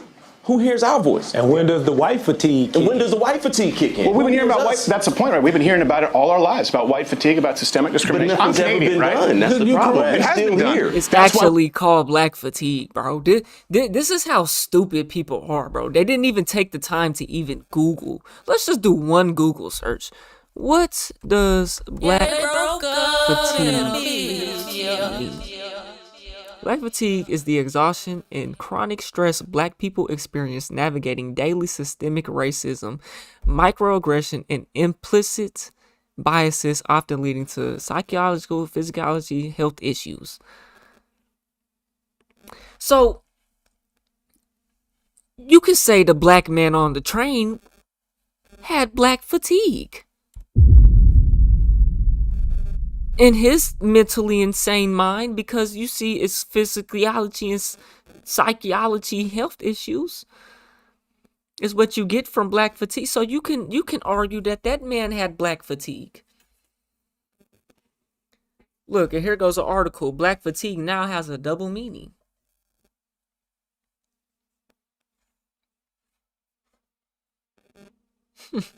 All you gotta do is a simple Google search.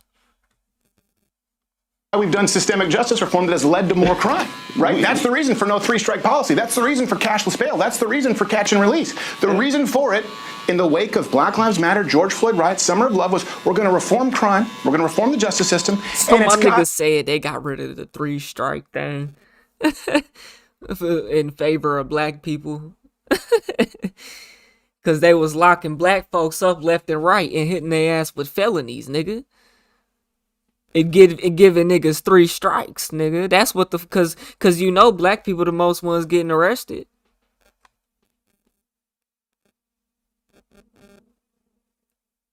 And what that boy Antonio Speaks be saying? 50%, they 50% arrested and 50% exonerated.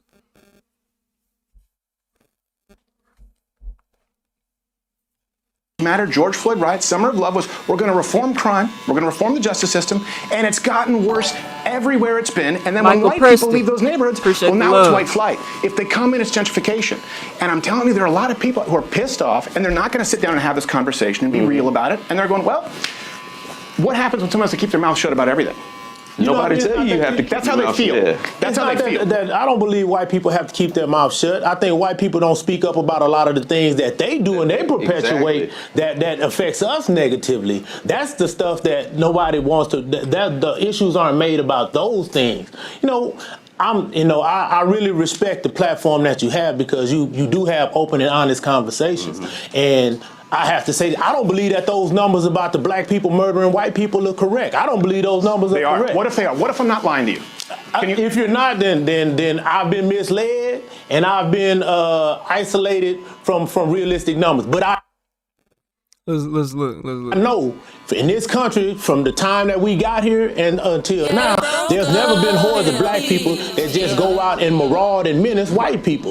Interactions happen and things do occur. I'm not saying that they don't, but not by and large in number. We can't be this small a percentage of the overall population and still have the numbers that people try to perpetuate on to us. See, black people do more harm to other black people than we do to other white people. Well, that's true. That's true. Facts. Oh, but that's true, huh? But that's true. Huh? Data does not support the claim that black people are 12 times more likely to kill a white person than the other way around. This statement misrepresents official FBI homicide statistics by ignoring key context, particularly that most homicides are interracial. Most homicides are interracial. Data consistently shows that the majority of homicides are committed by offenders of the same race as their victims. For example, in 2019, 81% of white victims were killed by white offenders, and 91% of black victims were killed by black offenders. And that would make a lot of sense, bro. That would make a lot of sense. Black on white versus white on black homicides in 2019. Data showed that homicides with white victims and black offenders were 2 times more common than the reverse. Let's read that again. FBI data showed that homicides with white victims and black offenders were 2 times more common than the reverse. So it's 2 times, not 12 times. Black on black homicide rate. A 2024 analysis of homicide victimization found that in 2020, black Americans were 9.3 times as likely as white people to be homicide victims. 9 times as likely. What is that? What is it? Really? As likely. I don't think I understand. Black homicide offender rate. Statistics from 1976 to 2005 showed that the rate of black homicide offending was more than 7 times higher than the rate for white people in 2020. Black adults were 6 times more likely to be arrested for homicide than white adults. I mean, is that per capita? I mean, I don't know. But we could assume that, like, even if black people are committing the most murders, right? Data shows that 91% is black on black. You know, and 81% is white on white. You know, that's 10% less, you know. But that's still high. It's not like it's majority black killing whites. Like, no. No. You know, because people who are close. And we also have historical evidence of groups of white people attacking and chasing black people. So it's coming after. So like, when people we have say historical it's not evidence happening now. So when I'm just saying, and that's the point. We're at a precipice yes, it right now. is. What about dude that was riding his bike, right? Got jumped by some white boys. Went back home, grabbed his gun, got his ass beat again. Still didn't shoot their ass until they kept beating his ass. And he had no option but to finally shoot their ass, and then he still ended up getting charged. What about that, huh? That wasn't too long ago. So when people say it's not happening now. So I'm just saying, and that's the point. Is we're at a precipice right now. That's a part of the historical condition. Well, sure, but someone today. Hold on. I wasn't finished making my point. I wasn't finished making my point. You know, when like I said, black fatigue, that's the newest mantra that's been put out into society to make people think that, okay, they tired of black people. They tired of what you said, that we can't say anything about black people. We can't do. Well, when you hold all the power, when you hold all the economic rights, when you hold all the things that make this country move, when you're in charge of those things. Just think about this, right? I think it was like 3 years before slavery ended. White people got the Homestead Act, which gave them 140 acres to move out west. Right before slavery ended. And black people couldn't get a motherfucking thing, bro. All this shit, where is the accountability, man? And then they still, they want to cry, they want to be the victim. And never help you. Still not help you. Come out with a better school curriculum, because apparently we're equal to you and we're still doing bad. I look around at white people, it's white people out here doing just as bad, if not worse, actually. It's a lot of people, white folks, doing worse than black folks out here. Especially depending on where you're at. I'm from Oklahoma, so yeah, let that sink in. You know what I'm saying? Well, you know what? I put it like this, motherfucker. White people got the firecrackers, we got the stem. That's it. Y'all got the power. The power is placed outside of the black community. We're charged with all the negative things. Those are the things that are really generally coincide with how people relate to us. The bad stuff that's go wrong with this world is the black people's fault. We the smallest part of this country. Remember that. You know what I'm saying? Beside the immigrants that come here, we have been tasked with the negative, the criminal, the immoral. That's us. And right, paint you as criminals. That's white you fatigue, come out of slavery with nothing, and we still, you're discriminated but equal to us type shit. Ugh. But you're the criminals. What the fuck else is niggas supposed to do, man? That shit don't make no sense. We just say that's just how it's always been. So we don't make up words for it or terms for it. So now you have a frustrated group of white constituents that feel like, oh, we can't say anything. We have to do this. We have to do that so you don't be deemed as that. Well, if you wasn't that in the beginning to start with, there would be no need for the reform or the feelings that you have. You can't say anything about because you done treated us like shit for so long, and people finally stood up and said, hey, you got to stop treating us like shit. Now that you want to feel like, you know, things aren't going in the manner that you want them, now we want the right to keep saying those things. What if your premise is completely flawed? And what I mean by that is, if we're trying to understand it, you said you have power in all those institutions. Yes. What if, for example, you have an entire generation of people, young white men, women, who if they apply to a college or apply to a job, they don't have a grant, there's no Pell Grant, there's no type of subsidy, there's no DEI initiative. As a matter of fact, they're likely to be passed over. They hold no institutional power. And when you say black people haven't done anything, when you think of this white person, a young white person, because I'm seeing some people become radicalized and it can become a problem. Yeah. And then they see billions of dollars and riots and damages all summer long, and then they go, why is this happening? Black Lives Matter, right? So they're going to make that connection. Now they have no institutional power, but if they go into a neighborhood that's largely black, they're going to get the shit kicked out of them. And they're being blamed for something that supposedly their racist forefather did that they have nothing to do with. You think we're ever going to have unity? This is the problem. Unity, if let's say your dad's a... No, it's people like you who walk around claiming black fatigue, bro, but take no accountability to how black people got into that situation. That become racist, like you said, that are becoming racist, bro. That's literally what they were apparently never racist, but they're turning racist because now their stores are getting broken into. Because you was born with a privileged life to own a store.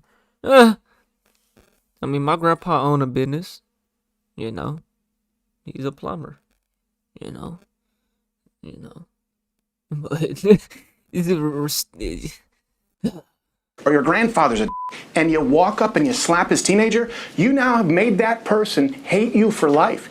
And that's what I'm seeing with not even my generation. Younger people are going, I had nothing to do with this shit. They came up during the riots, they've come up under DEI, and they're seeing a 12-time murder rate, skyrocketing crime, and any proposals they make not holding institutional power shut down as racist. Now, why was DEI even instituted in the first place? Because for the majority of time that black people have been in this country and been free, we've been denied so much. Somebody somewhere had to put some things in place to provide access of some kind. If you believe that, that's fine, but you can't tell that young white kid who had nothing to do with it that he should just sit down and take it, especially when they're getting killed at 12 times. That's what America's been telling us for the longest. I don't think white people should just hate theyself, you know, for being white. I think you should. You need to understand though, you know, what's facts, what's factual. What's factual is black people came out of slavery with no resources. So if you view them as a thug, as a criminal, that's because it was designed that way. You know what I'm saying? So if you become racist, bro, it's fuck you. You know what I'm saying? Honestly. Especially when they're getting killed at 12 times. That's what America's been telling us for the longest. The young white man that has to not in my deal with lifetime. DEI, the young person of this generation that you said that feels they're misled by being mistreated by the DEI. I'm just using it as an example. They don't hold any institutional power. Young white people don't. They don't have an advantage. Not yet, because they're young white people. They haven't advanced to where. That's not true. Charlie Kirk is young. He was young. 31. His dad was the architect for Trump Towers. Come on now. You have connections like that, you're in there. Don't play. Young white people don't. They don't have an advantage. Not yet. Don't play. Systemically, that's still there, bro. Because everything is majority white. This country is majority white. Come on now. It was built like that. Come on, because now. they're young white people. They haven't advanced to where they're middle-aged white people, where the power comes. See, what black people, once again, when you got colleges that denied access to black people, you can't come here. Something had to be put in place. Well, look, y'all got to let some black people come here. Y'all can't just that started happening long before DEI. That is true. Long before black people were admitted into colleges, HBCUs. Hold on, let me say what I'm trying to say. My bad. I'm trying to make it clear. He's trying to do a senior Wences and talk through you. So that, because you trying to. I get it. DEI is just a new way of wrapping affirmative action. Yeah. Affirmative action had to be put in place because there was the access being denied. So somewhere, the legislation had to be put in place. Well, look, we can't just exclude all of them. So somewhere along the line, they have to be allowed some access. Okay, that was put in place. Now, fast forward till now, those same things that are put in place for those people back in those generations that are still in place, they're not excluding people from getting to places they're just still trying to keep those doors open so that those black people that were coming through that door can still get in. Because if you remove those, over time, we will be denied the access again. If a black person has lower SATs, right, and lower GPA, should he get in over an Asian or a white person? Let me ask you. If nigga said or Asian or a white person. You're claiming black people have low test scores is because of DEI. They can have a lower test score than a white person and a black person and still get the job. That's what he's claiming. If all things are supposed to be laid out equal, no, you shouldn't get. If you don't, I think I'm not gonna say DEI is bullshit, because I look at Amazon and they like to let the rainbows in there, and they like to a lot of black people work at Amazon. Amazon is like a slave. I don't even think that's a good example, but I think DEI to a point can be bullshit. You know, because at the end of the day, they still gonna pick who they want. But on roster, if they have a DEI program, they're gonna have to have a percentage. You know, so but to a point, it is still bullshit though. Because they doing what they want to do, regardless. Have it. That's what's happening. What it takes to get in. No, but it is happening, and I'm telling you, young white dudes are pissed. I'm telling you. That's not the majority of what's happening. It is happening. It is happening. Relates to DEI, first of all. DEI has been more beneficial. I'm a former commercial contractor, all right? DEI and affirmative action have benefited white people vastly more so than black people. All you gotta do is look at the business ownership or what have you, and you notice that as long as that white female happens to be 51%, then she qualifies as a minority and a double minority because she's white, she's among the minority in business ownership, and she happens to be a female, right? So you look at that based on population dynamics, and that automatically tells you this whole thing about DEI was, number one, not as much targeted towards blacks as much as it was targeted towards minorities, which includes that LGBT, I agree. Right? Yeah, so when we talk about that, we need to really deal with the real problem. And as it relates to the riots, let me tell you something right now. Listen, in the black community, I'll be the first to acknowledge, we do have intractable problems that are not going to be solved in one conversation. But what I'm going to say about that, as well as the reason why the black community becomes so infuriated, all right, is when you see gross negligence of justice or misjustice happening and nobody does anything. When this guy kneeled on this man's neck, was going back to George Floyd, look, if he had done something, when he was subdued and on the ground, what was the real reason for kneeling on his neck except to inflict fatal harm? What was it? I can tell you exactly what it was, and I can tell you why you're not recognizing the problem. Because the opinion polls, and I'm not saying right or wrong, the opinion polls have changed on George Floyd since I last spoke with you. You know why? All the body cam footage came out. You know what? You know why? Because he was there for 12, 15 minutes, asked to be put in the car, they put him in the car, asked for air conditioning, gave him air conditioning, asked to be taken out of the car, they took him out of the car. He wouldn't stop moving. People have watched it now and go, you know what?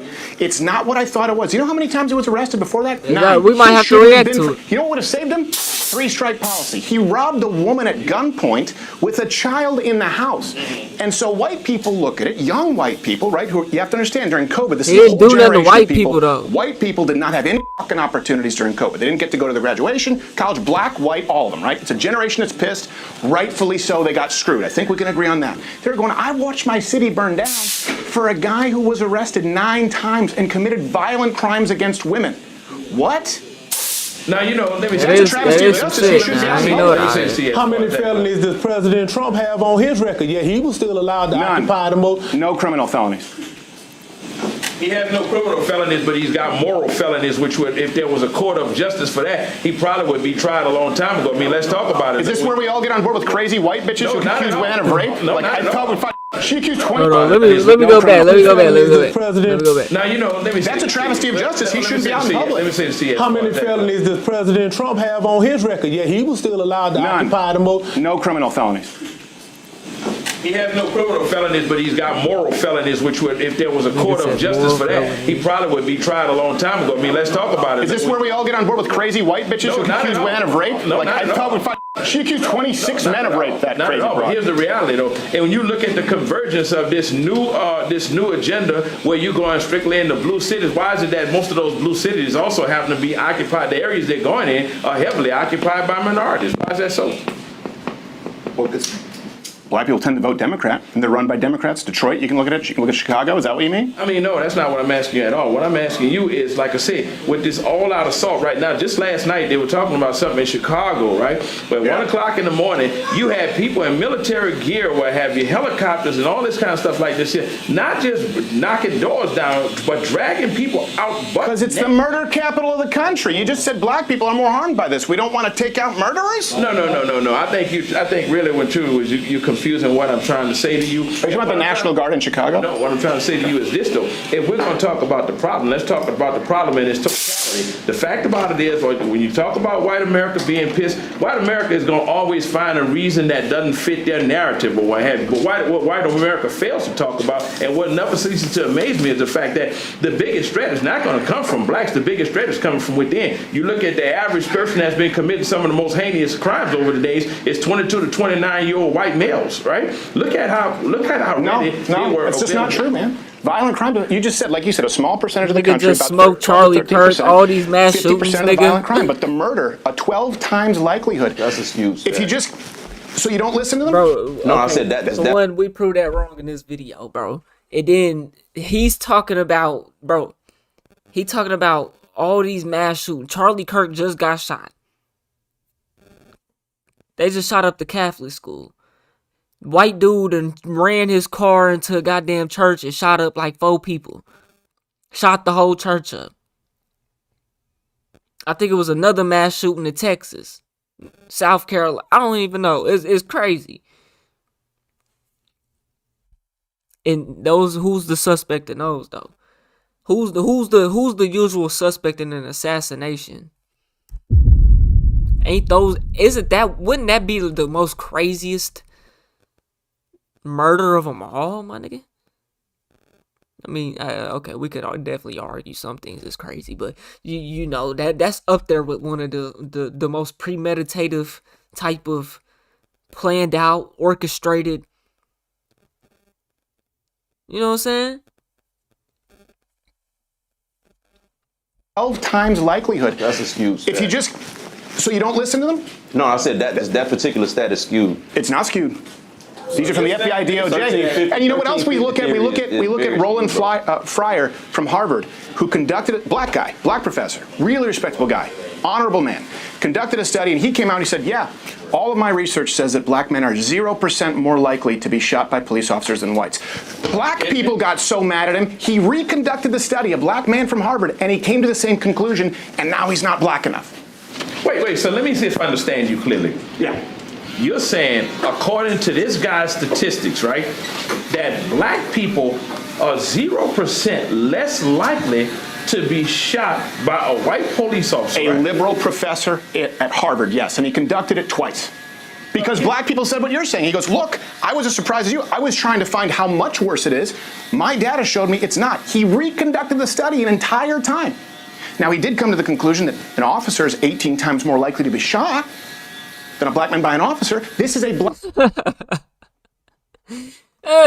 So the cop is 18 times more likely to get shot by a black guy than the cop is shooting a black guy. There's a 0% chance of the cop shooting a black guy. Oh, get the hell out of here.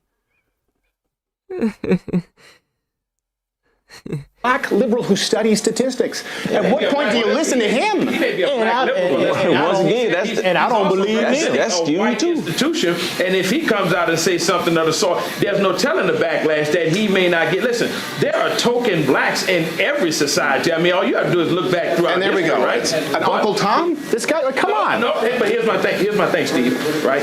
I'm not alleging that the guy wasn't Uncle Tom, but let's be frankly honest. How many shootings have happened in most recent history that have involved black men that have been unarmed, and you sit here and use that analogy that black men are analogy times. Listen, as a totally blind individual, listen, I'm even apprehensive. There was an incident where the police stopped us, and it was my cousin and I. My cousin is a retired military vet or what have you, right? And immediately when we got out of the car, out of fear of possibly being shot, the first thing I did was raise my cane and say, "Officer," I said, "Listen, I am totally blind."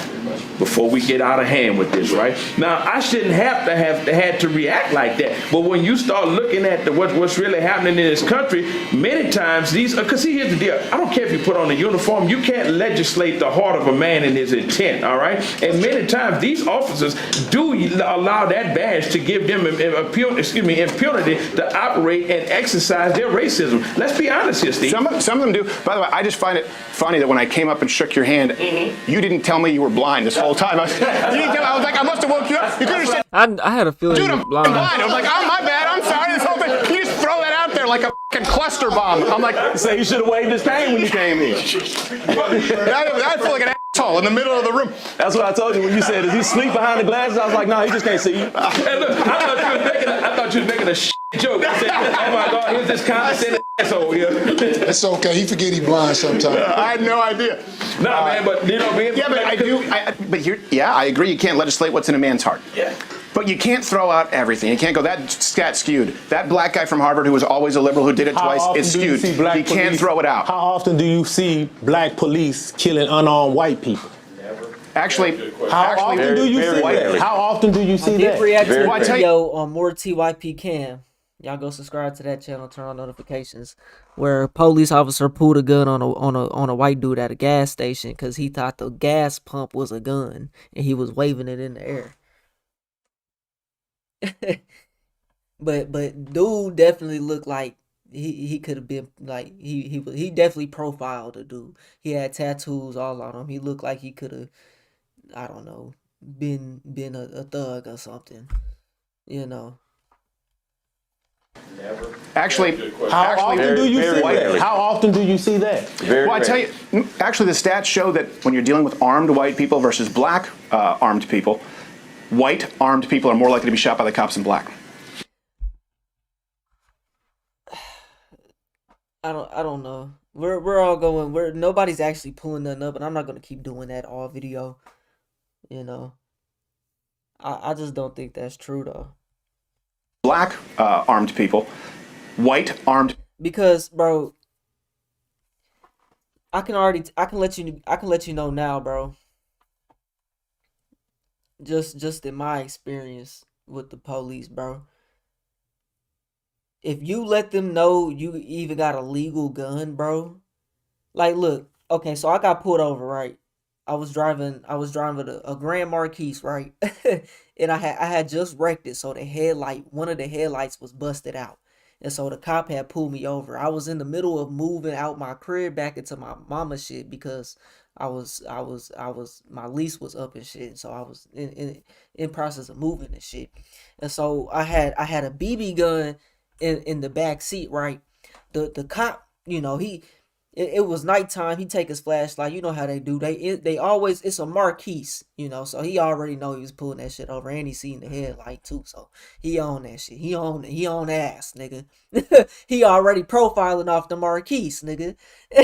So he get to looking with the flashlight. He look all in the back seat and see I had my BB gun, bro. Y'all know them regular them Daisy BB guns, bro. OG BB guns, bro. They're the fucking generic ass BB gun. Anyway, it had that shit in the back seat. It was kind of like, it was like in the floor though. It had stuff on it though, but he had like seen it. And now this nigga wants to like search I had my actual blick on me though. But now the nigga's asking to see the shit. I let him go ahead and do it because I ain't even want him. I shouldn't have let him do it, but I let him go. I let him go ahead and do it because I didn't want it to go any further. I already had my actual blick on me. I said, nah, I ain't got no other guns, none of that. And he ended up letting me go on. You know what I'm saying? But if you let the police even know you have a legal gun, bro, listen, if I told the cop I had my actual gun, he would have wanted to see that and all type of shit, bro. I already know where it would have went. A white person, I told him before he even looked back there, I said, it's just a BB gun shit. That's what it is. He said, can I look back there? Do you mind? I was like, go ahead. I ain't got nothing to hide. You know what I'm saying? I just got off work. I had my Amazon shit on. You know what I'm saying? So he knew I wasn't lying. But the nigga still want. If I told the nigga I had my actual, bro, we would have been sitting there. The nigga probably would have been trying to search the whole car, bro. And I would have not wanted to go for none of that. You know what I'm saying? So even if you legal, that's the extent they're gonna want to check the serial number. They're gonna take that extent if you're black. If you're white, they're probably gonna take your word for it more so than a black. They're gonna go to the extreme for the black person. The white person, they're going to probably let you slide. People are more likely to be shot by the cops in black. White armed people are more likely to kill police officers. Look at what happened. And one time, I got pulled over by the police. This is back when I had my mohawk. I was real young. I was like 21, probably 22. I was going down this back road, right? I was moving. I was going like probably like 55, 60, and like in a 30. Not a 30. It was probably a 40 or something. I don't even know. I was probably going like 15 over. He pulled me over, right? It's a one lane road type shit. So it's like, you know, I'm going this way. The cop is going this way. He in the Charger. We pass each other type shit. He turned around and catch me. First thing he do when he walk up to the window is put his hand on his gun. And you know, I can see how that could just be like normal reflex or whatever, you know what I'm saying? This is what you do. But it kind of like shocked me at first. Like, you know what I'm saying? I'm like, whoa, what you doing? Why the first thing you did, you put your hand on your gun? Like that, like he didn't even ask me no questions. He's walking up to the window and he just puts his hand on his gun before he even asked me anything. And so I started getting a tweak on him. I'm like, what you doing? And he ended up letting me go, and he didn't even give me no ticket for that because he was like, man, I ain't doing nothing. He's like, well, hold on. You know what I'm saying? It's like I kind of like shook him on that type of shit. You know what I'm saying? And so it made him think twice about even giving me that ticket for real. Oh, God, though. You know what I'm saying? The cops in black. White armed people are more likely to kill police. Now, I already told y'all about that time I got pulled over. It was dark time. It was nighttime. And ain't no way he even seen me in the car though. I don't think. But we was at the same stoplight, right? I think this was the last time I got pulled over. We was at the same stoplight. He was at the other side though, and I was turning right. And I got to the light. I seen the cop there, so I was gonna fuck around, wait for it to like turn, but I didn't want nothing to be suspicious. So I just paused and I went because it didn't turn green. Or what the fuck? I was trying to let the cop go first before me type shit. You know what I'm saying? If I could have. And anyways, I didn't do that. I didn't want to be suspicious and just sit there and wait because I was turning right on a red. And it was no cars going or nothing like that. So I could have went. And so I didn't want that to be suspicious. Knowing damn well I'm going to get something to eat. I just got out of work. You know what I'm saying? Going to get something to eat, nigga. And the cop pulled me over. He ended up getting behind me and riding probably 2-3 miles down the road until I finally hit my brakes and pulled me over and say my brake light is out. He says it's out. Come to find out, my brake light wasn't even out. It was slightly dimmer. It wasn't even that noticeable. It was not even that noticeable. The nigga pulled me over, gave me a ticket and said, not a ticket, he gave me a warning and said that my tail light was out. And then cause when he pulled me over, I got to looking at him crazy. I'm like, bro, what are you pulling me over for, bro? He asked me if I needed to go to the hospital because of how crazy I was looking at his ass. He was like, do you need to go to the hospital? It's like, nah, it was a highway patrol too, bro. I was like, no, why are you pulling me over? Don't understand. And I didn't get out to check the tail light, the brake light. You know what I'm saying? I didn't get out to check it when he pulled me over. I should have done that. Because then I could have got on his ass and be like, bro, this shit is not even out. That shit's slightly dimmer. The fuck is you talking about? You pull me over for this shit? You do all that, though. Man, it's they world once you get pulled over by the police, bro. Every time I get pulled over, I get shook, bro. I ain't gonna lie. Cause you never know what might happen. This might be your last day on earth. You might go to jail. Might just be some bullshit, bro. Police officers, look at what happened in Kansas where those 5 police Let's call the stats awash on that. Here's what I do know. Everyone wanted the body cam footage, and I agree. I was like, we should have body cam footage. We should have accountability for police officers, right? And we were to believe body cam footage should always be on. It should never be they get to turn it on and off. After the era of, remember, we went through Trayvon Martin, Tamir Rice, Mike Brown, obviously George Floyd. There were so many that you could use as examples. We thought that we'd have a rash of body cam footage showing us the police brutality.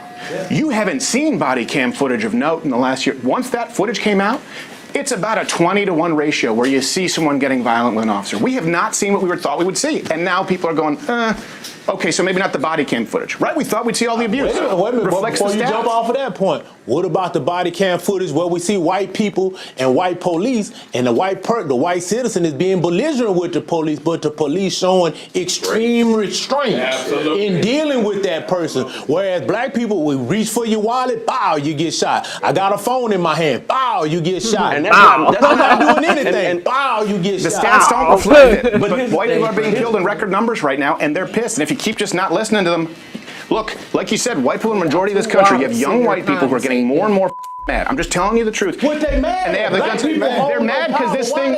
Here's why. Here's why. They go, look, I'm 12 times more likely to be killed by a black person than you are a white person. And you go, well, that doesn't count. They go, look, my dad's business got burned down. Yeah. My city got burned down. I've been accused of being a racist, even though I'm not. And I'm looking at this. That was one little error, bro, of George Floyd, bro.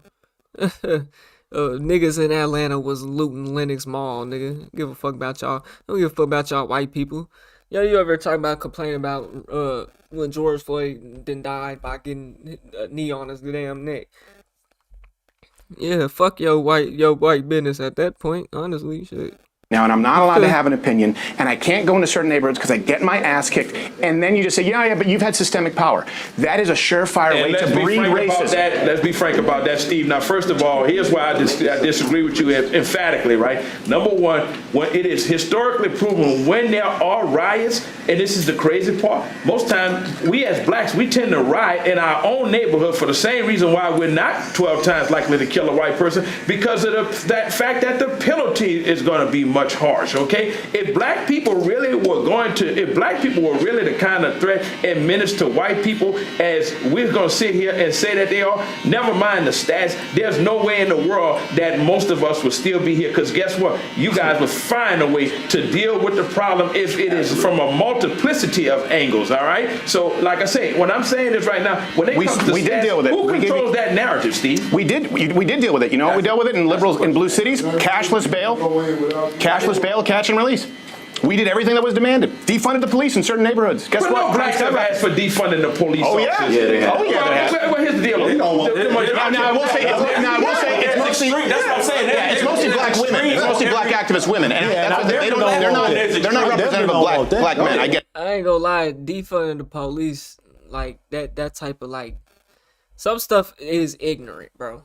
You know what I'm saying? No, Just like the guy who killed the lady on the bus that you were talking about earlier, right? He doesn't represent Black America and what he did. I mean, listen. Here's where he does. Just listen to me here. Here's where he does.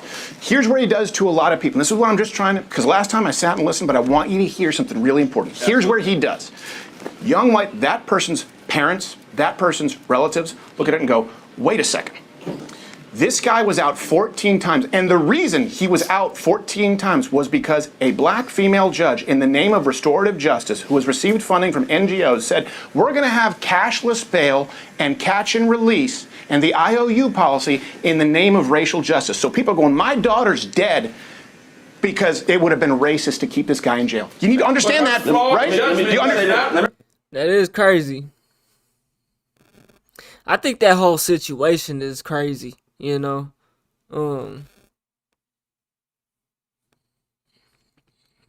yeah.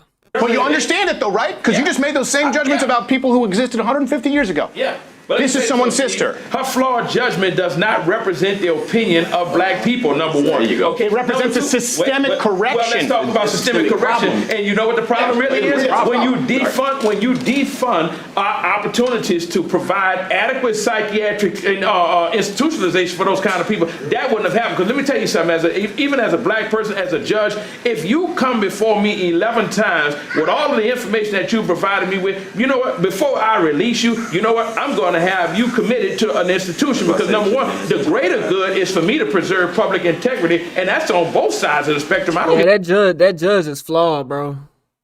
give a damn if you black or white. Why do you think? Yeah, dude from Canada worried about Black America. He moved here and started worrying about black folks. They're not committing him to an institution. The Canadian moved to America. He's worried about black folks. They were shut down in the name of restorative racial justice. And that's why he wasn't institutionalized. And his family.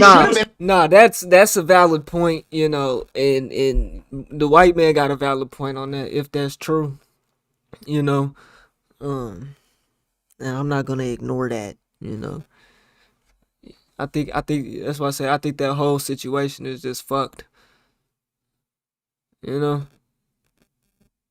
Against it too. His family pushed against it in certain like there's some of them cases where they were in court, his family was saying, don't put him in there. I know. And who gives a shit?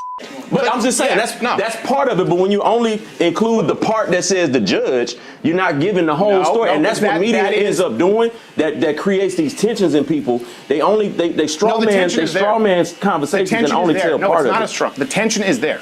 That's what I'm trying to tell you. The tension is already there. White people are afraid to go in black neighborhoods because so should black people be afraid to go to school because a white person go come shoot the school up? Because every time we see it, that's what keeps happening. It's not even close. It's not even close.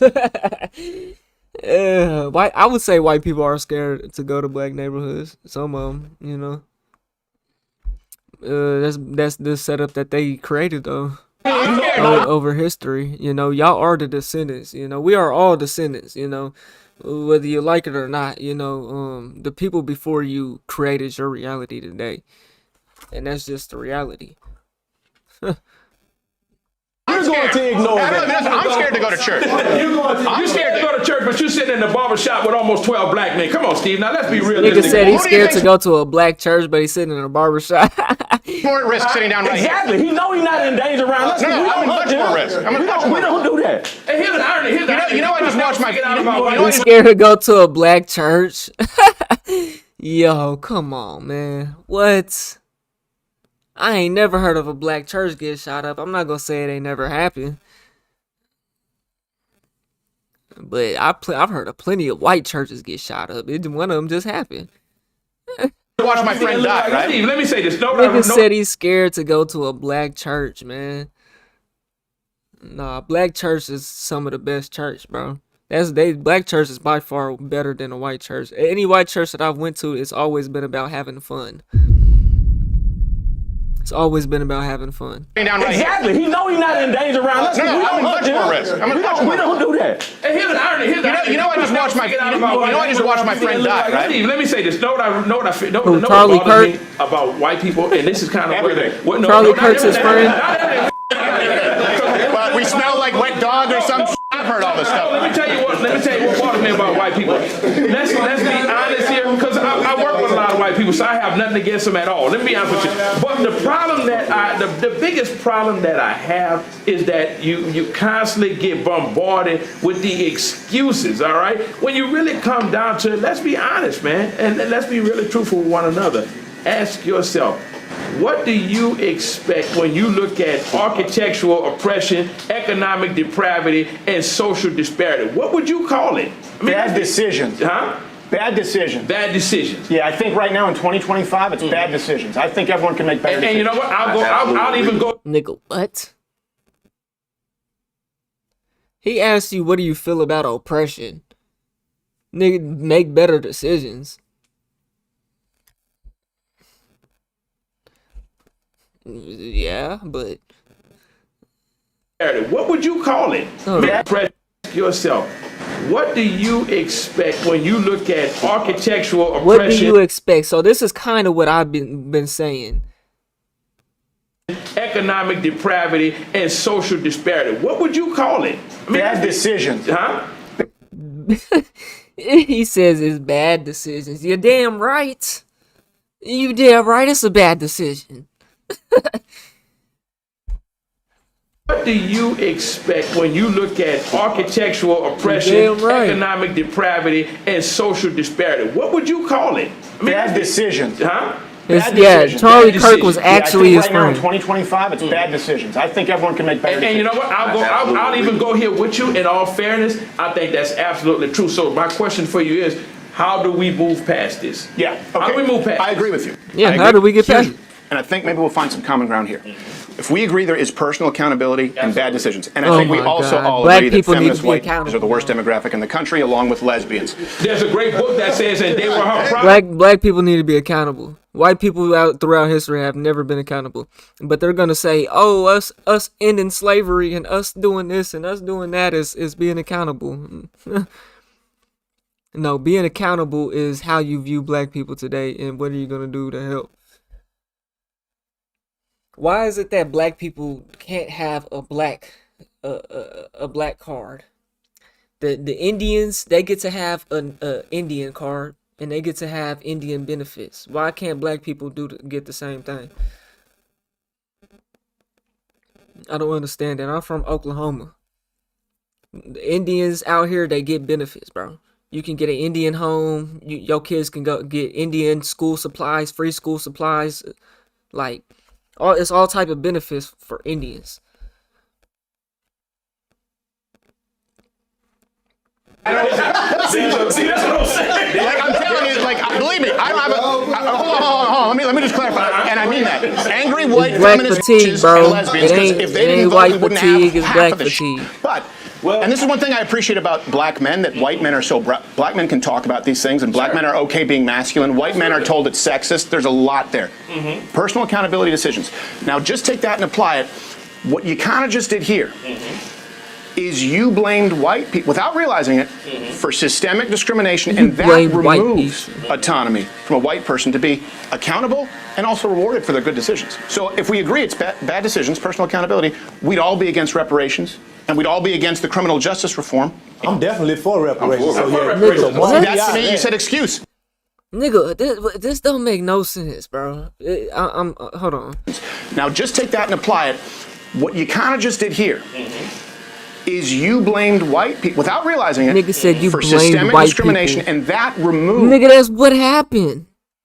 autonomy. Systemic racism, bro, came when black people became U.S. citizens.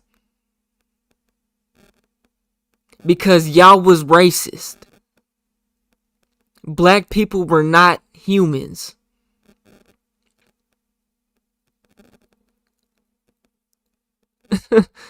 It doesn't make sense. Without realizing it, for systemic discrimination, and that removes Systemic racism, oppression, all that shit came when black people joined the U.S. nation, the United States government, and became citizens. economy from a white person to be accountable and also rewarded for their good decisions. So if we agree it's bad decisions, personal accountability, we'd all be against reparations and we'd all be against the criminal justice reform. I'm definitely for reparations. I'm for reparations. Mark See, that me to out me, there. you said excuse. Yeah. That sounds like an excuse to me. You ain't paid me back. You ain't paid me for what you owe me. It's What did I take from you? You can't. Nigga said, "What did I take from you?" Sounds like Charlie Kirk, bro. It's what the system took. It's what the system is your people, bro. Come on now, the system need to cough that up, man. That's just the reality, bro. It's bad decisions, personal accountability. We'd all be against reparations and we'd all be against the criminal justice reform. I'm definitely for reparations. I'm for reparations. So Mark See, that me to out me, there. you said excuse. Yeah. That sounds like an excuse to me. You ain't paid me back. You ain't paid me for what you owe me. It's What did I take from you? You can't start another bill What did I take from until you? you pay this old bill. What did I take from you? You didn't take but your ancestors. But you just said you. When I say you, I meant it as a euphemism. But can you understand why white people hear it and get pissed off? Yeah. Because I can take shit. But they not mad about the advantages that were built. No, if white people had accountability for that, they would understand that's your taxes would go to that. You already pay taxes. You're gonna be stuck paying 30%. It doesn't matter what the fuck they do with it. A portion of that can go to reparations, nigga. Into their life. Federal income tax, it needs to come out. So you want young people to pay? Sounds like an excuse. Nobody wants to address. And Sounds like an excuse. even without paying us back, Steve. No, my thoughts are on. I like these black folks for standing for how they feel though. You know, they may not have all the words to articulate themselves like me. You know what I'm saying? But they standing for how they feel, bro, and I fuck with it. You know, the white man is coming in here with his narrative, and that's what they do.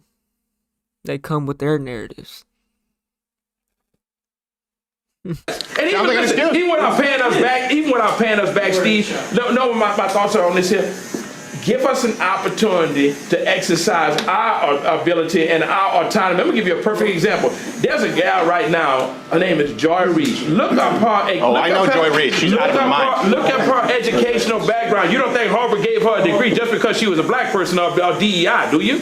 I think she's an idiot. Okay, so but not because she's black, but she's an idiot. Okay, so you're entitled to that. I think Van Jones is smart, and I disagree with him. Joy Reid has said things that are so verifiably untrue. It's insane. Okay, so but you know, as a man, I'm gonna indulge you and say, hey, you know what? I'm not gonna indulge you. I'm gonna respect your opinion, your frame of thought on that, right? I beg to differ tremendously, but nevertheless, though, that's why we're having this open discussion. But let's really talk about where we need to go from here on, and that is the fact that black people have every sense of entitlement as it relates to having reparations. And I'm going to tell you why, right? Because nobody has ever been as more loyal to white people despite the treatment than black people have. Man. And that's the fucking problem, bro. But what the fuck can you do when you're 13%, bro?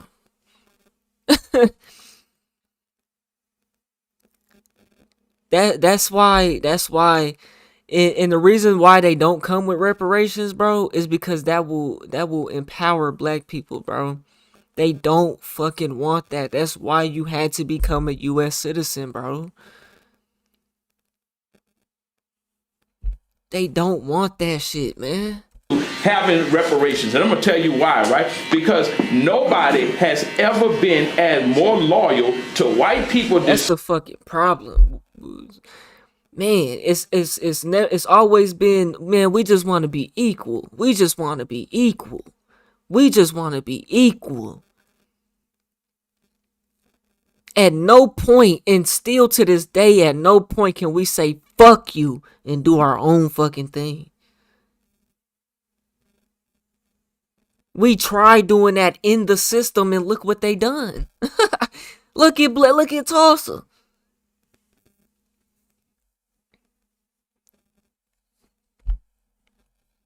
because nobody has ever been as more loyal to white people despite the treatment than black people have, right? Nobody. You show me one race. You know what? They make options and opportunities available when other ethnicities come here or what have you that we will never get a chance to have, right? And then niggas got on his phone. Look, he must be looking up. Turn around and tell us stop asking about reparations whenever we want to ask for equality and fairness. What are you gonna say about loyalty to white people, huh? It's a problem. So white America. So it spends several $1 trillion.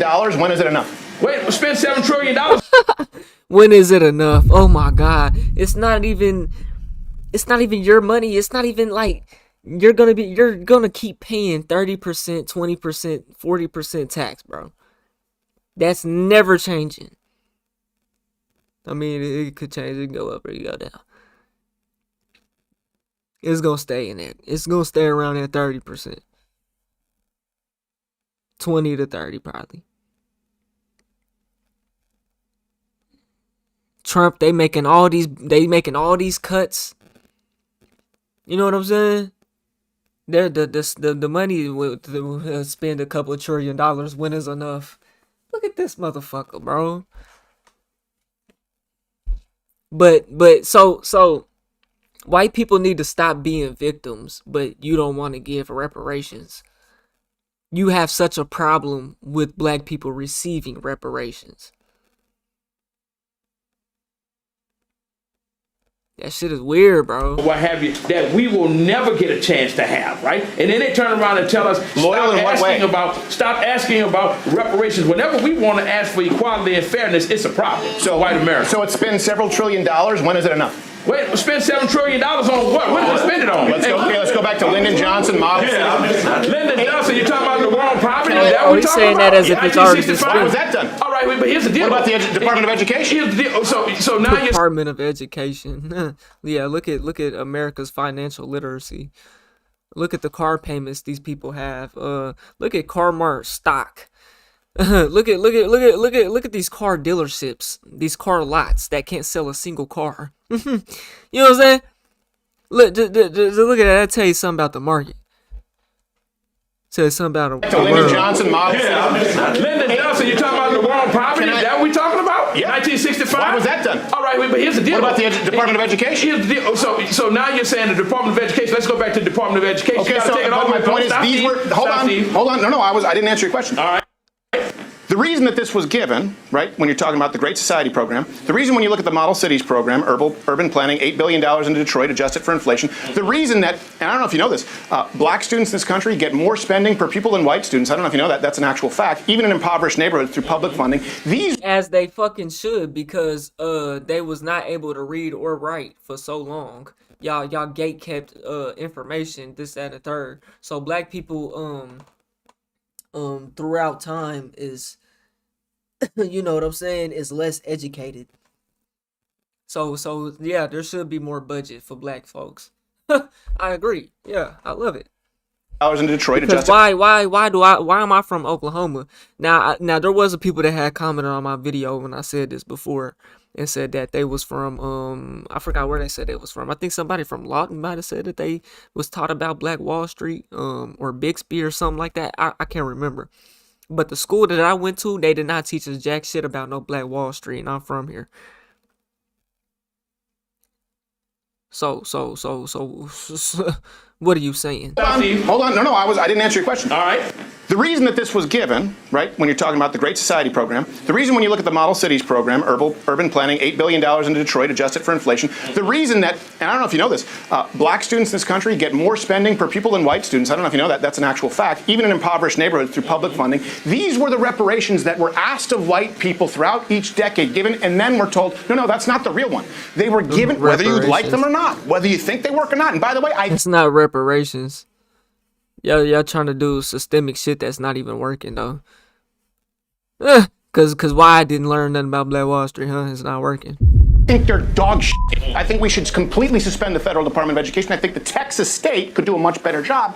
But those were done in the name of racial reparations because they were demanded, Steve, and now it's not enough. Listen, you say that, but Steve, listen. But what was you that? say we should suspend the Department of I agree with you, Education, because but it's so. Why would they But do it's it not correctly? because it's not just because it was done in the name of racial justice that it was done incorrectly. It was That's the just, reason for it. I'm saying that's the reason for it. But along the way of trying to achieve racial justice, you just did it wrong. But let me ask you, That's my point. You said People did it the way we were Your asked. reasoning was right. Your approach was wrong. So now you make some 20-year-old kid pay? No, but you came out and said something that was interesting just Yes, now. make some You said- 20-year-old kid pay, yeah. Yeah. Yeah. How do the Indians get money? Now they be owning the casinos and shit. You know. I don't know how that works. Let me not speak on it. But man, it's not that big of a deal, bro. You said that you're against the Department of Education, right? Let me tell you Federal something. Department. Yeah, Federal Department of Education. Let me tell you something that has come up in a lot of circles that I'm always talking about as a person with a disability. The Department of Education does a lot more in terms of, even with the enforcement of Section 504, right? 504 says that you must have accommodations for individuals with disabilities, right? Perfect example of it, when you walked in or someone just walked in, did you hear what that thing said? Right, left. Go down to Austin. Let me tell you something. When you suspend the Department of Education, you're also telling the remain 36 million people in this country who have disabilities, you know what? Screw you, figure it out. We don't have to do anything, okay? And this is another reason, going back to what we said with the Black America. If you don't have certain mechanisms in place to ensure that there is a fair and level playing field, right? Guess what? The controlling party that's in power, or what have you, are not going to say, hey, wait a minute, let's look at this other disenfranchised segment of the community or what have you, and see how can we provide I'll disabuse you of that notion. Okay, let me disabuse you of that notion. Go ahead. Over $3 trillion adjusted for inflation, right? The Department of Education, early 70s. Okay, before that they were run by states. Over $3 trillion. What are math scores? What are literacy scores now? In both? Depends on what part of the country you're asking that about. Across the board. Across the board. You can't go there because I'm going to tell you why you can't go there. Hold on, let me, I'll answer the question. Because then I'll show you an example of something that actually works, because we need solutions. They're across the board down. In other words, $3 trillion, test scores are worse. And they're even worse in poor areas. Yeah, that doesn't mean defund it. That means fix the problem. That means fix the fucking problem. Where there's more spending. Do you know where black students in New York City actually do really well?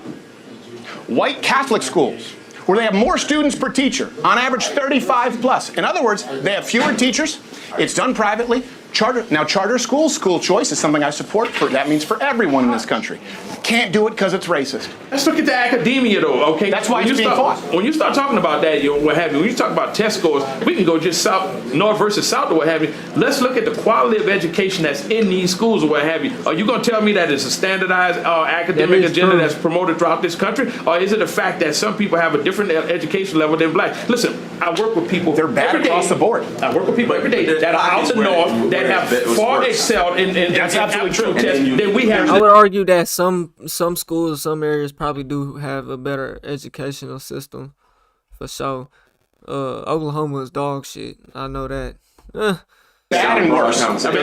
We're literally like second to last or last. Like we're the last five. You know what I'm saying? Worst five. So there's no good. There's shit in here. And what I'm saying is, here's something where we could find common. I've proposed this, many people have, where we go, look, instead of giving money to a school, like you say, some of these schools suck, right? Instead of just putting, let's say the average spending is $15,000 per student. That's a rounded number. It's anywhere from 13 to 50, okay? If instead of putting that money in the administrative costs at a school, what you do is you say, okay, that's a grant, that's a voucher that attaches to the student, and they can take it to any school they want, so they have to compete. So that kid can now choose where they go to school. Can't do it because it's racist. That's why it's been fought. People say black kids would still be stuck in shit schools than white kids. Why? Well, see, that comes because what is he saying? This thing is, look, and what I'm saying is, here's something where we could find common. I've proposed this, many people have, where we go, look, instead of giving money to a school, like you say, some of these schools suck, right? Instead of just putting, let's say the average spending is $15,000 per student. That's so he's saying go to a private school, give the money to a kid so they can go to a private school to get a better education. Rounded number. It's anywhere from 13 to 50, okay? If instead of putting that money in the administrative costs at a school, what you do is you say, okay, that's a grant, that's a voucher that attaches to the student, and they can take it to any school they want. So they have. So what you're doing is you're making for-profit schools more profitable, and all that's gonna do is drive the price of that tuition up. And then those public schools remain unfunded and are not getting any better, and the kids at those schools are getting dumber. Is what will fucking happen. Am I wrong? Am I wrong? Let me know. If instead of putting that money in the administrative costs at a school, what you do is you say, okay, that's a grant, that's a voucher that attaches to the student, and they can take it to any school they want, so they have to compete. So that kid can now choose where they go to school. Can't do it because it's racist. That's why it's been fought. People say black kids would still be stuck in shit schools than white kids. Why? Well, see, that comes because they wouldn't be able to transport themselves out of a bad neighborhood. But right now they're stuck with one school. So when you start asking those whys and go down the rabbit hole of why and start asking, okay, well, why would somebody say that? Well, this is why. Well, I'll tell you why they really say it. Because of the teachers unions. Because of teachers unions? Yeah. It doesn't make. In other words, if a black kid right now has to go to because in certain communities where they don't have certain resources, it's a lot of kids. Once again, I've raised my kids, graduated 3 kids from. I've been afforded some things in this community that some people down south don't have. Yeah, right. That's a fact. And some of these school events, I'm questioning them like, how the hell y'all expect us to have jobs and still transport these kids to and from these events all throughout the day? But if them people down there had to do it, so you think what we're doing now is better? Because they ain't got transportation. Half of them ain't got transportation. I think we need to go back to the real truth and the real truth. Because that's what I'm saying. Because they're in impoverished areas, and we already know based on how we see. So then how do we fix it? We have to pay for. If you go to a private school, yeah, transportation is gonna be a big thing, but it's not. They don't have. You don't have to live in a certain district to go to a private school, bro. So that kid that's in that neighborhood, they can go to that school. If that's the case, that's not race. That has nothing to do with race. You know what I'm saying? That kid can go to that school. You know, it's just getting there because, you know, the bus route it's just a weird thing with they bus routes and shit. How that might be said. There's never no telling. You know, but. Don't even have grocery stores. No, of course not. Those same areas that's horse shit. I see everyone here has a smartphone. You can literally order any food that's ever existed on Earth to any municipality cheaper than ever. If you're in an area that already has a lack of resources and you're already low income, how you gonna order something? Amazon, one click. But see, here's the deal. Yeah, and wait 3 days. Nigga said Amazon one click. Yeah, you have the privilege of paying that extra money. For one, shit's already marked up high, and then you gotta pay that delivery fee, or you gotta have Prime, this, that, and the third. Literally, bro, there's not a single. I ain't gonna say a single Walmart, but you go north Peoria, up into Turley, all the way to Lewis, MLK, I'm not sure too much northeast, you know, going, what is that, fucking Mingo, yeah, all that shit going east, Sheridan, all that. I don't know if there's a Walmart, but I know that northwest shit, all that area, Peoria, ain't no Walmart in who knows how long. You know, it might be a warehouse market, it might be a little grocery store here and there. Ain't no Walmart. You get a lacquer, but you go south. There's plenty of Walmarts. You know, it's more resources.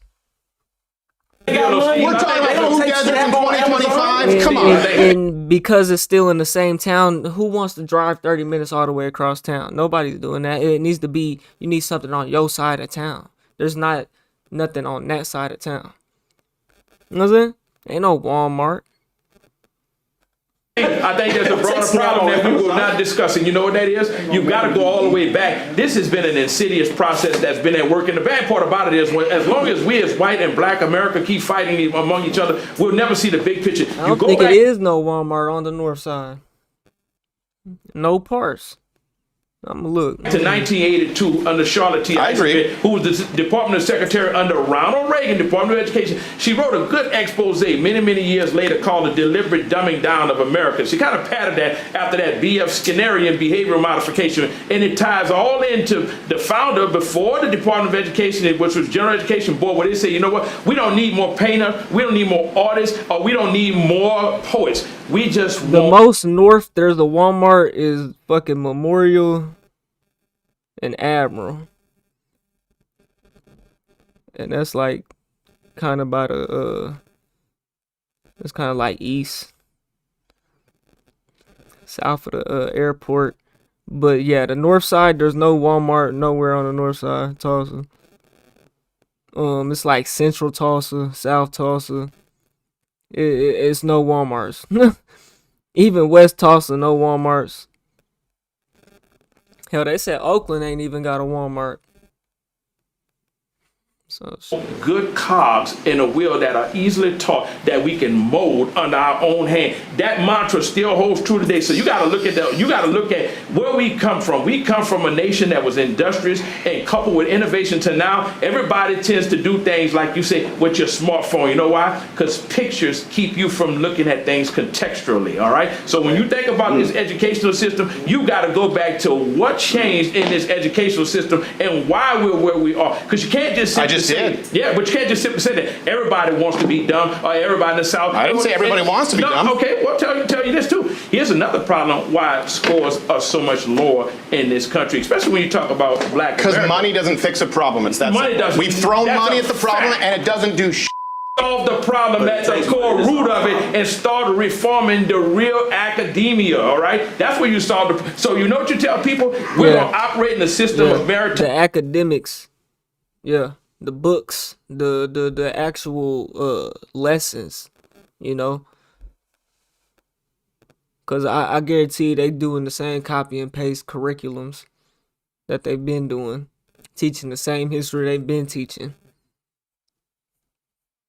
Democracy. God damn it, you will eat what you kill. If you're giving you $50,000 to go to school and you decide that you don't want to, or you fail to adhere to what's being presented before you, then shame on you. I agree. You do away with DEI, you do away with the sex affirmative action, do away with all of it. Eat what you kill. Do away with DEI, but make it fair across the board. But that's what I'm saying. I agree. If you're gonna do away with DEI, you got to make sure that the merits are properly being counted.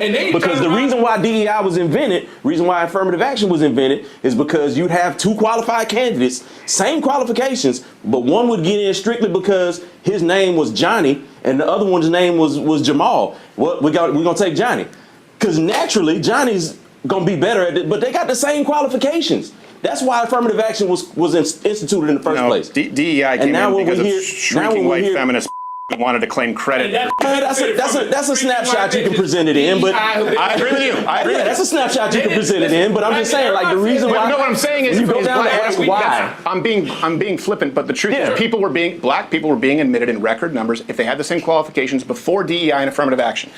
White shrieking feminists wanted to take credit for something that was already happening because people had become less racist, so they can say, tag my white name on there, DEI. See what I did for black people? It's white guilt. And what I'm trying to tell you is young people who have nothing to do with any of this, their guilt is running out, and you can't escape the violent murder rate. You can't escape them losing opportunities and being blamed for being racist when they're not. So young people just don't have to face the consequences of before. We're all facing them consequences, man. Black and white.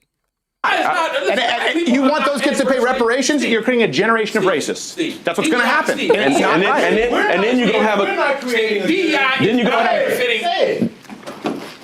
have. Nobody's gonna look at their tax bill and be like, "Oh my God, this much is going to fucking reparations for them damn." You know what I'm saying? Nobody's looking at the actual amount that they're spending per year in taxes on they motherfucking reparations, nigga.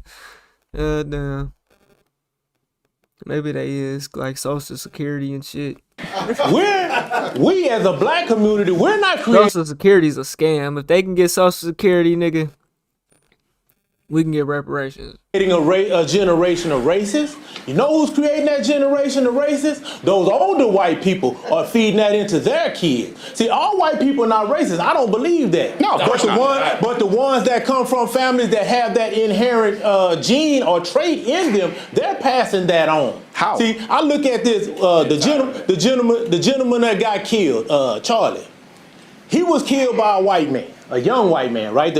From the generation that you're talking about that's getting fed up. Well, he was also banging a Now, his dad had one ideology. He followed another ideology. That's out the same household. He didn't come from nowhere black.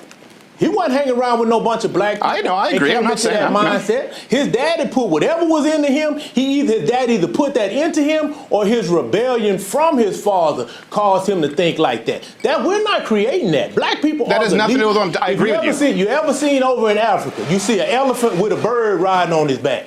That elephant ain't worried about that bird because that bird not stopping him from doing the thing he want to do. We're the bird. No. We're the bird. You're We're not stopping white America from doing anything. You know what? The they wanna bird just do. burned down $4 billion worth of Nah, cities the and bird ain't 60,000 assaults. No, $4 billion worth of. Get the fuck out of here. Well, young white kid. No, hold on. You gotta listen. might get blamed for it. Right. The bird is half as big as the elephant. Steve, you act like it's only blacks that was burning it down. What about the Black Wall Street? You know what I said earlier, and you listen is when you have a young white person going, okay, why is this happening? And people go, Black Lives Matter. And they go, well, hold on a second. I have an opinion on Black Lives Matter. They go, well, sit down, shut up. Okay, now silence is violence. And that kid goes, well, what do I do? By the way, you're on the hook for reparations, even though his father, his grandfather, his great-great-grandfather didn't own a slave, and he's still 12 times more likely to be killed by a black person the other way around. You're going to Yeah, but his grandfather and his dad and his dad's dad, the 3 generations ago. Look, okay, my grandpa was born at what, 50? He was born in discrimination times, bro. His dad was born in discrimination times. So, come on now. What I'm saying is society is going to create a generation of racists. What do you say to that young white kid? What do you say to him? Stop watching, stay off of TikTok. Stop reading stats. Stop paying attention to what these talking heads are saying, because they're leading you down the wrong path. They're leading you down a path of paranoia and conspiracy theories. What if their interactions with black people in general are quite negative? That's the end. Well, we're in it now, and we're going to continue next Thursday, October 16th, on the next installment. Damn, they got a whole nother one? Shit. That was an hour long. My reaction had to have been every bit of 2.5, nigga. Maybe not.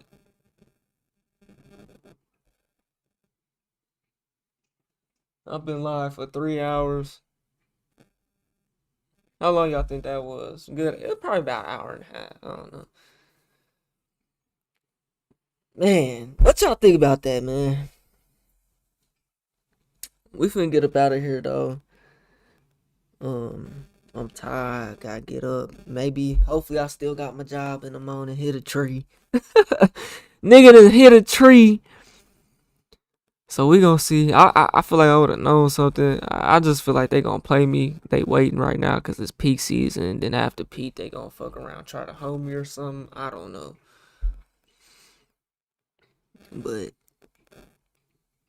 y'all pray for me, man. The term black fatigue is been taken the wrong way, and white people are playing victim. And are not taking accountability. You know, if all these things are true, look at how we got here, though. It doesn't justify the actions of people, but look at how we got here in a statistical way, you know? Y'all let me know what y'all think about that, man.